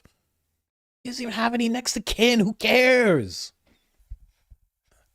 Be terrible. I'd be like, nobody even likes Lindsey Graham. Nobody even noticed he was gone. Come on. Are you serious? All right. Let's go to Guantanamo, guys. Got to go get Lindsey. Candace is not one. Miss President is not letting us keep Lindsey in a secret prison anymore. All right. You've changed. You've changed, Candy. You know? Just the worst. Think would be why Tyler told Candace it was supposed to be her. Thank would be why? What does that mean? Thank would be why Tyler told Candace it was supposed to be her. I know you're talking about Andrew saying it was supposed to be her, but I can't figure out this part here. Why Tyler told her. Tyler didn't tell her. Andrew did. I don't know. I don't know. Am I the one messing that up? I don't know. The Pom Pom Mom. We need Fleet to make a Philly and Friends miniseries in the context of Friends, the show. Oh, see, that's what I was thinking about that. I was thinking about different shows that she could parody. Friends would be a pretty cool one. Friends would be a cool one, but it has to be able to escalate, you know? It's hard. It's hard to figure out which shows would be the best. Because then you also have to be able to do it. Friends is pretty good because it all takes place in that apartment. Sometimes it takes place in the apartment across the street and then the coffee shop. That'd actually be pretty good. Good idea. Curious Joel. Don't push back on Baron, Coach. He's like 83 years old, has no teeth. Respect your elders, Coach. That is terrible of you to say. How dare you? How dare you say that? Oh my gosh. Baron is not old, okay? He even commented on it yesterday in the live stream. I didn't say he was 67. I was just shocked how many kids. That's all. I was just shocked at how many. So I was like, is this guy older than he looks? You know, because he looks dashing and young. Tell him I said so. I said that he looks dashing and young. And he can easily play the next James Bond if they ever decide to go the way of making James Bond American. Okay? Tell him I said so. Holy Fire Luna, I'm interested to see if Candace saw Wolves of Finance video and her thoughts on it. I hope she touches on it today. Crisis King forever and the great I am. Thank you so much. Really appreciate that. Yeah, I don't know if she's going to comment on it. She might just push that aside, right? To her, again, because she has the lived experience, that just might be such a ridiculous idea that she's just like, what is that? Like, what are we talking about here? No. Yeah, it might be something she just like touches on quickly. But I don't think she's going to like play the video and give like a breakdown. I don't see that happening. Plus she's in the middle of the Erika series. So I don't think they're going to stray from Erika at all. She might talk about Iran. She might, just because it's a very big thing, but she might just stick to Erika. She might just do that. So we'll have to wait and see. It's coming soon. Alberto Grimaldo, coach, after that, what is that? What is that word? Marigu song. I feel like that's a dance. Marigu. I'm sold. I like the Crown Heights reference. I used to live in Rutland Road on Brooklyn. Blessings, Crown Heights, man. A lot of Philadelphians in Crown Heights. It's just Philadelphians. It's just black people. And then a few people who are like, I know black, papi, hey, my friend, I know black, man, I know black. That must confuse the Philadelphians out there. They're like, I'm positive. Hold on, my glasses. I'll just clean my glasses. I'm positive that you're black. I don't know what's happening right now. I know black, man. Hey, I know black, man. Okay, you're getting aggressive. There's probably a lot of those conversations. Taken out by the worst case of food poisoning on Saturday, AM, UK. I've crawled out of my bed today to a new war. Baron's son live. What the F is going on? Well, sorry you had food poisoning. And what's going on is the world is a stage, man. Two wings of the same bird, bro. Two wings of the same bird, man. Sorry you have food poisoning, though. Make sure to stay hydrated, man. Stay very, very, very hydrated and kick that and eat bread. That's what saved me when I had the food poisoning. I started eating toast. Make sure you eat some toast. Get something inside of you because you don't want to be expelling on the level that you do with food poisoning and have nothing inside of you. You need to have some things in you. Shannon, that eye, okay? That eye, I couldn't wait to watch your reaction on Fleet. But also, this song is now gonna be stuck in my brain all day, but I am very white, so no bueno. Keep on selling that Fed slop, coach. Hey, we don't sell Fed slop here. We are not selling Fed slop here, okay? This is grade A. This is grade A official story, okay, guys? And with the simple payment of 33 payments of $33.66, you can have access to the official narrative. This is not Fed slop, y'all. Okay, it's Fed slop. Fine, you caught us. If we could get a better payment plan, though. No, that's the payment plan you get. Thank you very much for being so generous as well. Shady Logos, KS Shady Logos. Daily live show mint fee. Thank you so much for the mints. Really appreciate that. The unleavened truth. I think the weird part with the van isn't the van closing, but no one reacting to it being opened. All the time security would make people show their hands while asking Charlie a question. and then they don't question that, like nobody walks up. But again, I don't know who the van belonged to. If it belonged to Turning Point, then they wouldn't question it. They would just be like, okay, that's one of our vans, right? And I would assume all of the vehicles behind Charlie would be Turning Point, would be how the security got there, because Brian Harpole did say, he said he had 12 people. He said he usually rolls with like 8 or 7. He said that day they had 12.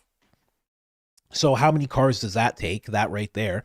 Then Charlie was in a car himself. He was being driven by 2 security guards, and Frank Turek and I think Mikey McCoy was in a car. So that's 5, right? So kind of makes sense. And then the car that Charlie got put into after he was hit was the car that he arrived in. So, you know, maybe they just didn't think it meant anything, right? Or they were all in on it, right? That's the actual theory. Sent a membership. Louisiana Lance. Appreciate you, man. Still curious. M. Wells. Still curious where all the blood came from.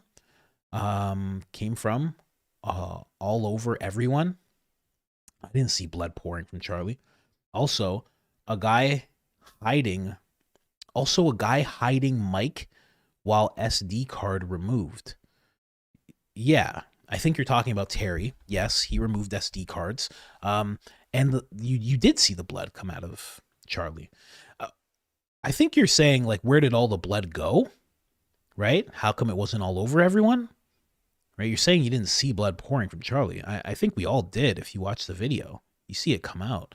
Fleet with a membership, friend of the show. Thank you so much for that video, Fleet. Really appreciate it. The Wolf is fearless, total nerd, but he's my man. To you too, Coach. Thank you so much. Thank you so much. Are you calling me a total nerd? Actually, when I do this voice, it's not a depiction of my real voice. The unleavened truth. Also, why are we ignoring the trap door? It's in the exact location where Charlie's neck wound could have come from. Watch Scandal Season 6, Episode 6. Oh, well, we know what you're trying to say there, huh? What's 6 and 6 divided by 2? Oh, we know what you're saying right now, pal. I think the trap door is the key. Curious your thoughts. I'm not sure about the trap door. They say that there was just like electrical stuff in there. Was there a person sitting there the whole time? Very possibly. I mean, I have no idea. But if you did something like that, you definitely camp out. And we still don't know really, because this is what UVU has said, that it's just an electrical door. And if you opened it up, there would just be some electrical stuff in there and that's it. We still don't know how deep it actually was. We don't know if you can move around like a tunnel. We have no idea what that trapdoor was. So people aren't ignoring the trapdoor though. I mean, when all this first started, people were really focused in on the trapdoor. There's a lot of videos about the trapdoor. So if you search it up, you will see a whole bunch. Jenny Diaz, Boch Ballin's hips don't lie. Mikey McCoy's on the other hand. Oh yeah, Mikey McCoy's hips. They were lying today. Oh, what is this? How do I say this? Nesa Ing. Coach, symbol was always used by Proud Boys. Yeah, did the Proud Boys exist in the 1700s? Come on. What are we doing here? By Proud Boys and Girls, back then, everybody used it. Yeah, so, yeah. Again, you're using a very current metric here. You're not going back far enough. Even in the little pictures that I showed that I didn't even plan to really go through, I mean, we had people 30, 40 years ago doing it. So it's like, where's your explanation there? You know? Anyway, again, I gave an explanation of that where I said, look at how they will use something or an organization to make you think it's one thing so you accept it, right? They keep on doing that type of stuff. Kitty, the OK symbol is a Hollywood sadistic thing to do in our faces, and Baron, Candace, and Valhalla do it a lot. Baron says, no biggie, what the F? We have to stop ignoring the possible psyops, in my opinion. We can't even say that letter, you know? Can't even say that letter anymore. Isn't that crazy? But yeah, I know what you mean. You know, funny enough, I actually was watching a Candace clip because I was looking for a picture in the thumbnail, and there was a freeze frame of her doing it. But again, it does happen. It does happen. It is a thing that somebody will just do randomly. Like, I've seen people in arguments get like real mad at somebody, and they're like, let me just, and they start doing that, and they're just mad, you know? Unless they're putting a curse on the person. Unless I didn't know I was watching like a witch or a warlock and they were like putting a curse on somebody. But yeah, I know what you mean. I know what you mean. But again, like I said, you don't know what you don't know. So if you're not looking into this type of thing, like whatever your base knowledge of something is, like whenever you learn about it, that's where you know it from, right? If you, in this situation, if you know about it from 2016, then that's where you know it from. It started in 2016. You saw Prez Orange do it, and that's the whole origin story. If you know about it further and you go to the 90s, well, then you know about it from there. If you go about it further and you know about it from the 50s, well, then you know about it from there. And then you have a larger picture of what's actually going on. So at the end of the day, you don't know what you don't know.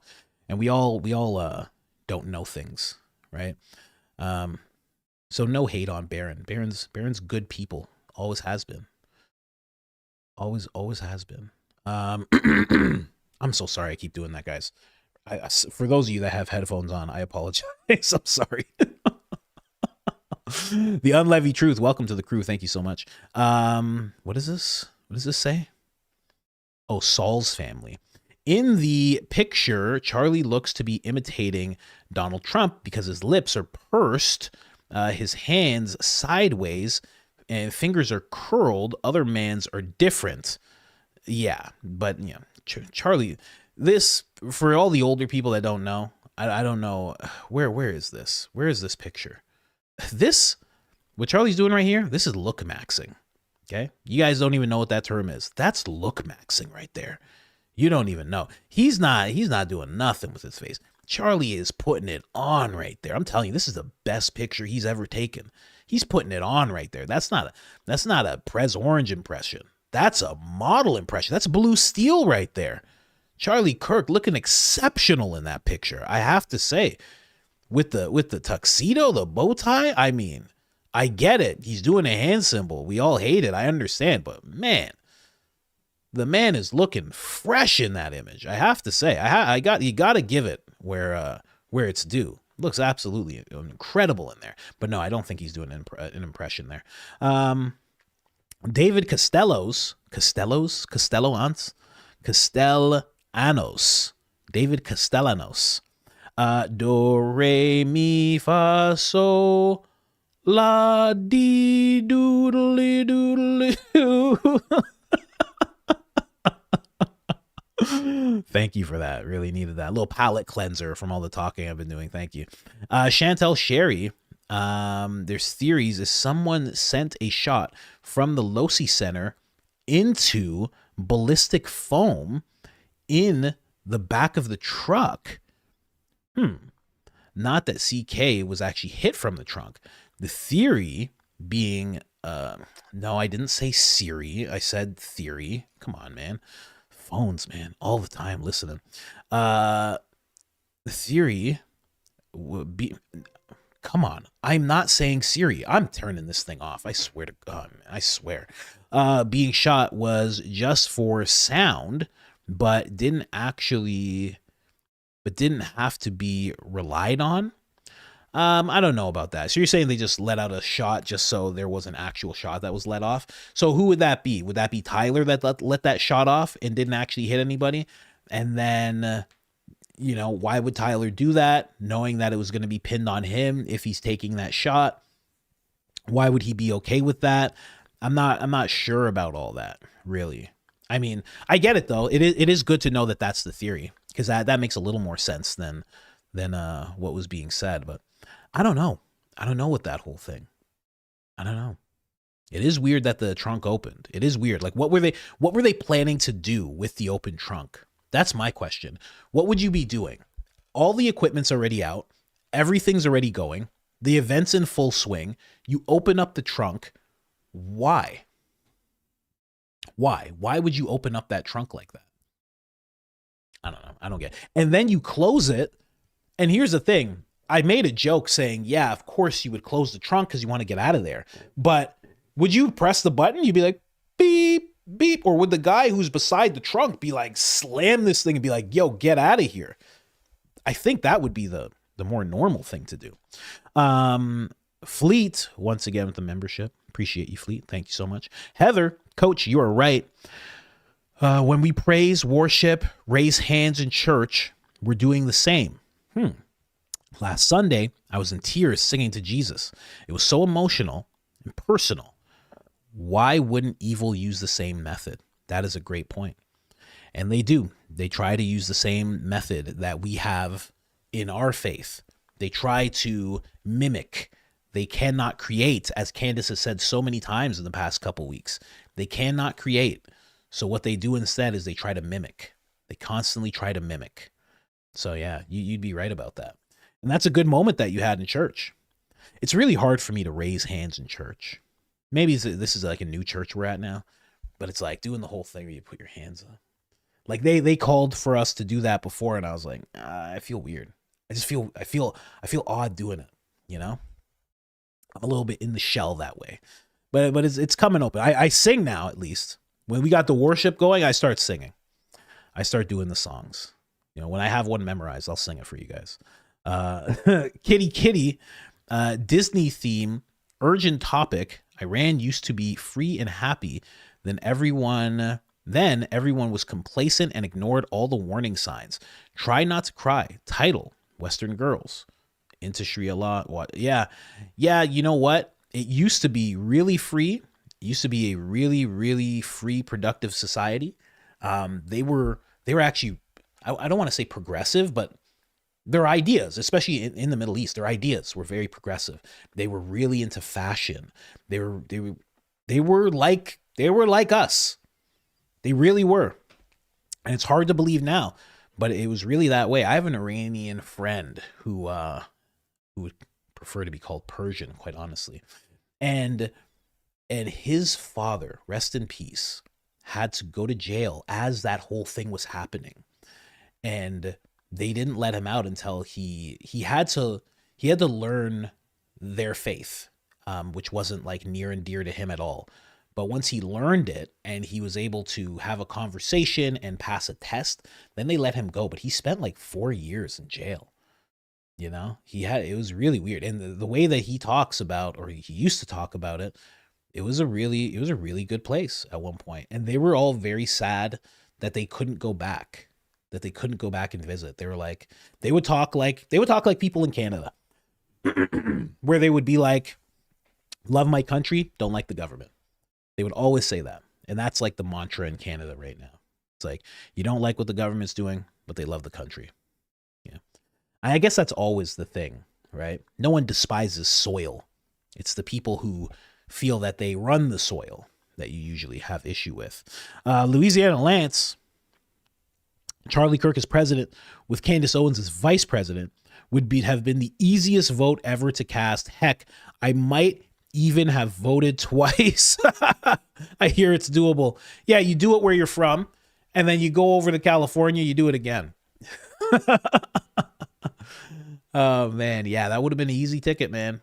I think they would have won that real smooth. Real smooth. You know? Don't really have anything on either of them.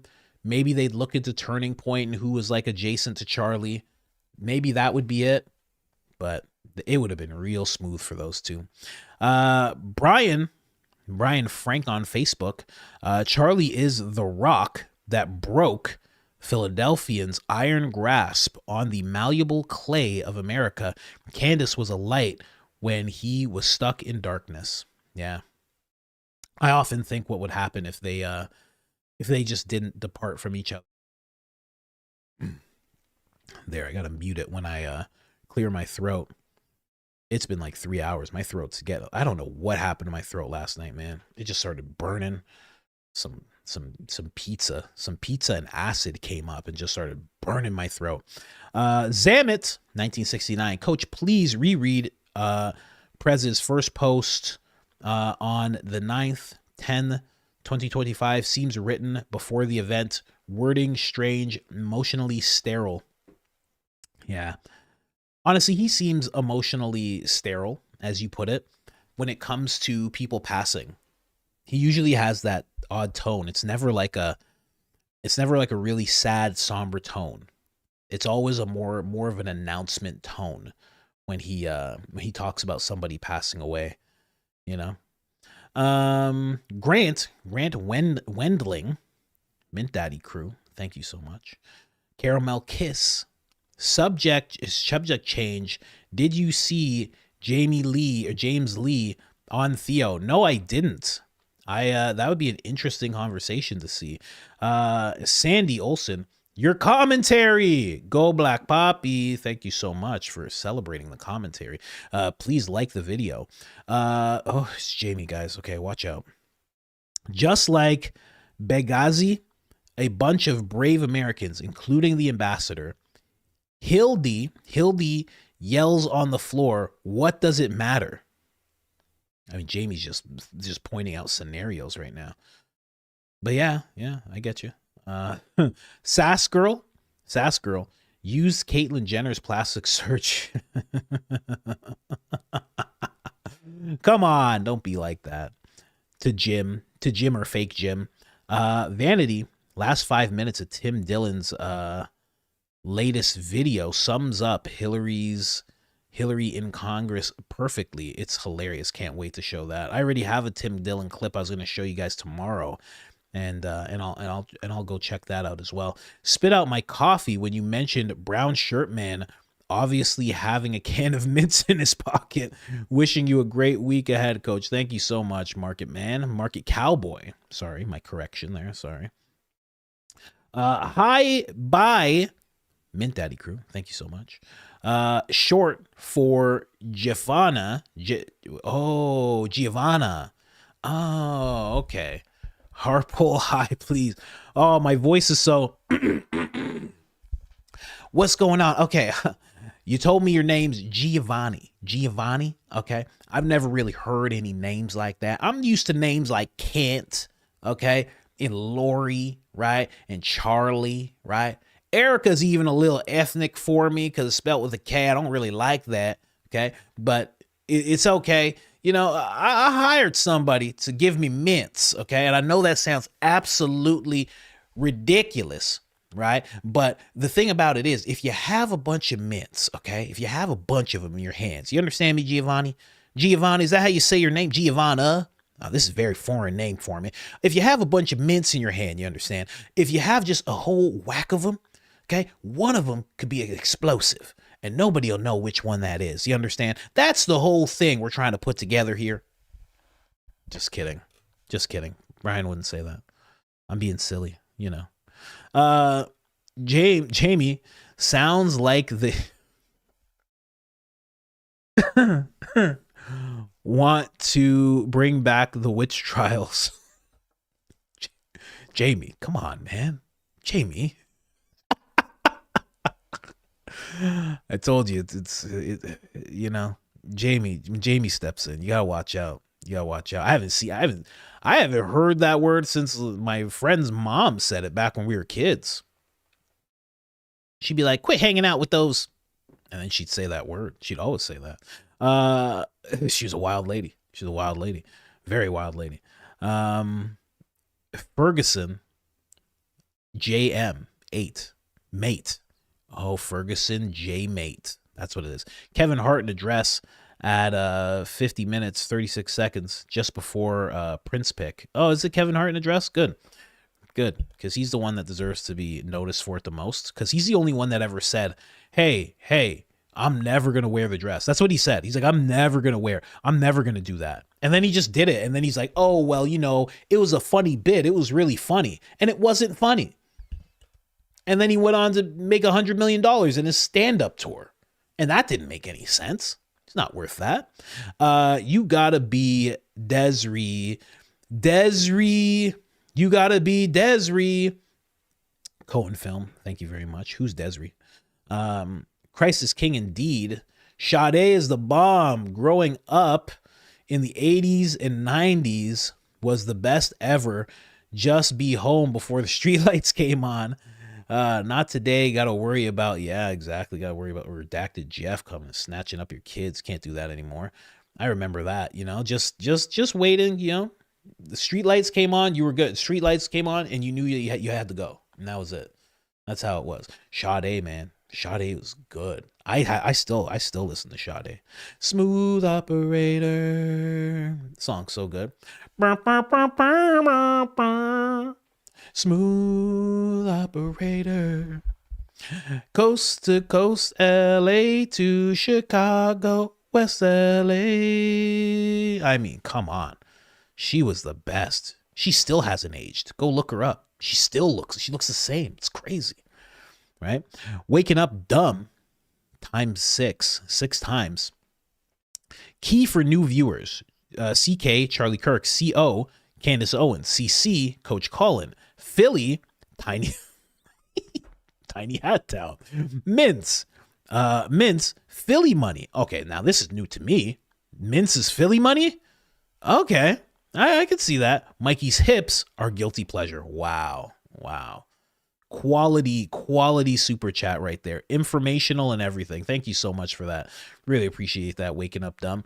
I'm gonna call you the Terrasac. The Terrasac schools. I don't know how to say this. Let's try. Terrestatria,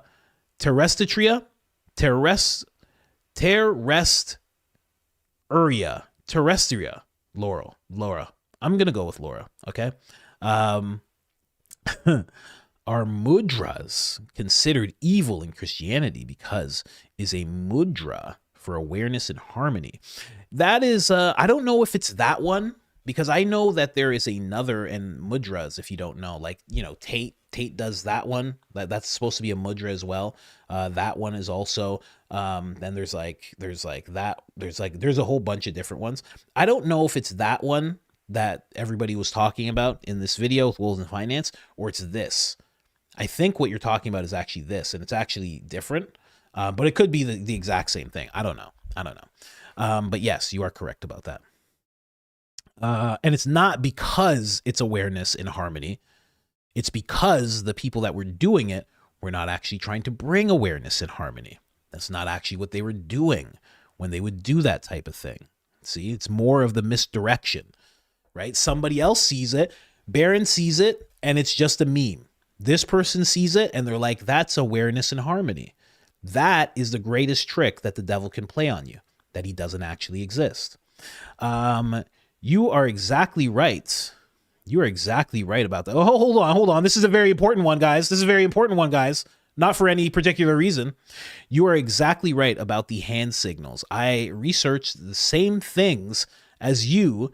Don't you have videos on it? We'll look into it later. Pure Evil. Yeah, I have a bunch of videos on like Hollywood and the things they do. I have a bunch of those videos. If you look back like a year, or maybe, look back a year, 8 months, 20 months, I have all sorts of videos on stuff like that. Jamie's back once again. Shout out to Jamie. Reading my Zubra chats is my favorite. Me reading yours is my favorite part of the AM, but you go too long. Off to the rooster fights. Wish me luck. What is happening with Jamie? Dre, loving life. Oh, crushing it. Shout out from your boy, Dre. You guys don't even know about Dre. Dre is King Dad. He is King Dad. Dre has like 6 kids. Almost caught up to Baron. Very almost caught up to Baron. He's King Dad. He has just like Baron, he has one from every part of life, right up till babies. And as soon as he had the 6th one, he told me, we're just getting started. And I was like, wow, that is great. That is wild. Anyways, guys, it's been an hour and a half. We have to end it off, ladies and gentlemen. Thank you guys so much for being here. We really, really, really, really appreciate it. I don't know what the likes got to, but I hope they got up there. You missed some chars. What do you mean I missed some chars? Who'd I miss? What'd I miss? What are you talking about? What do you mean I missed some chars? What are you talking about? I don't think I did. I didn't miss anybody. Oh, I actually missed one. Okay. That's true. National prayer request. Please join me in reading aloud Psalm 23. Sorry. Any 23rd Psalm, 23, 46, 69, etc. tonight at 7 PST, 7 p.m. PST. Thank you. Thank you for that. And a prayer request for what? And why does it have to be at 7? We could have done it now, but if you want it at 7, I mean, whoever's willing, I'm sure they will step in at 7 and do that thing for you. But thank you so much. Let's keep going, guys. I have to get out of here. Oh, best treadmill vibe. I got to get on my treadmill myself. Just bought a treadmill. Only got to use it like, what do you mean I missed yours? How did I miss yours? Oh, Miss Cassidy saying I missed hers. Where did I miss it? Let's see. Channel activity. Oh, I see something here. Says all Navy. I think this is from a while ago. There's no super chat that you have. Are you talking about this one from like, I feel like this is from weeks ago, but I'll read it anyway. Says all when other countries like Norway, Sweden, England, etc. have open cases based on redacted Jeff. America, nothing to see here. That's not even any, there's not even any writings, only pics. B, midget horse, Ben Shapiro. That's the only one I see from you, because I can check your channel activity and there is nothing else here. I can assure you there is absolutely nothing else. Today, yeah, no, nothing. There's nothing. I can see your whole channel activity. I don't see anything. I don't see anything. Like, I can see everything that you posted here. Look, I can see everything you've posted, right? You guys don't know that about us, huh? We can see everything you've done. So that's the only thing. And then you have timeouts, 0. See, this is what you just said. You have 0 deleted messages, 0 timeouts, 0 hides, right? You have this one right here. You have yay live stream. Yeah, you have hope you feel better. You know, this is all I can see from today. Yeah, no, I don't see anything. It would be right here if it was there, I would see it right here, 100%.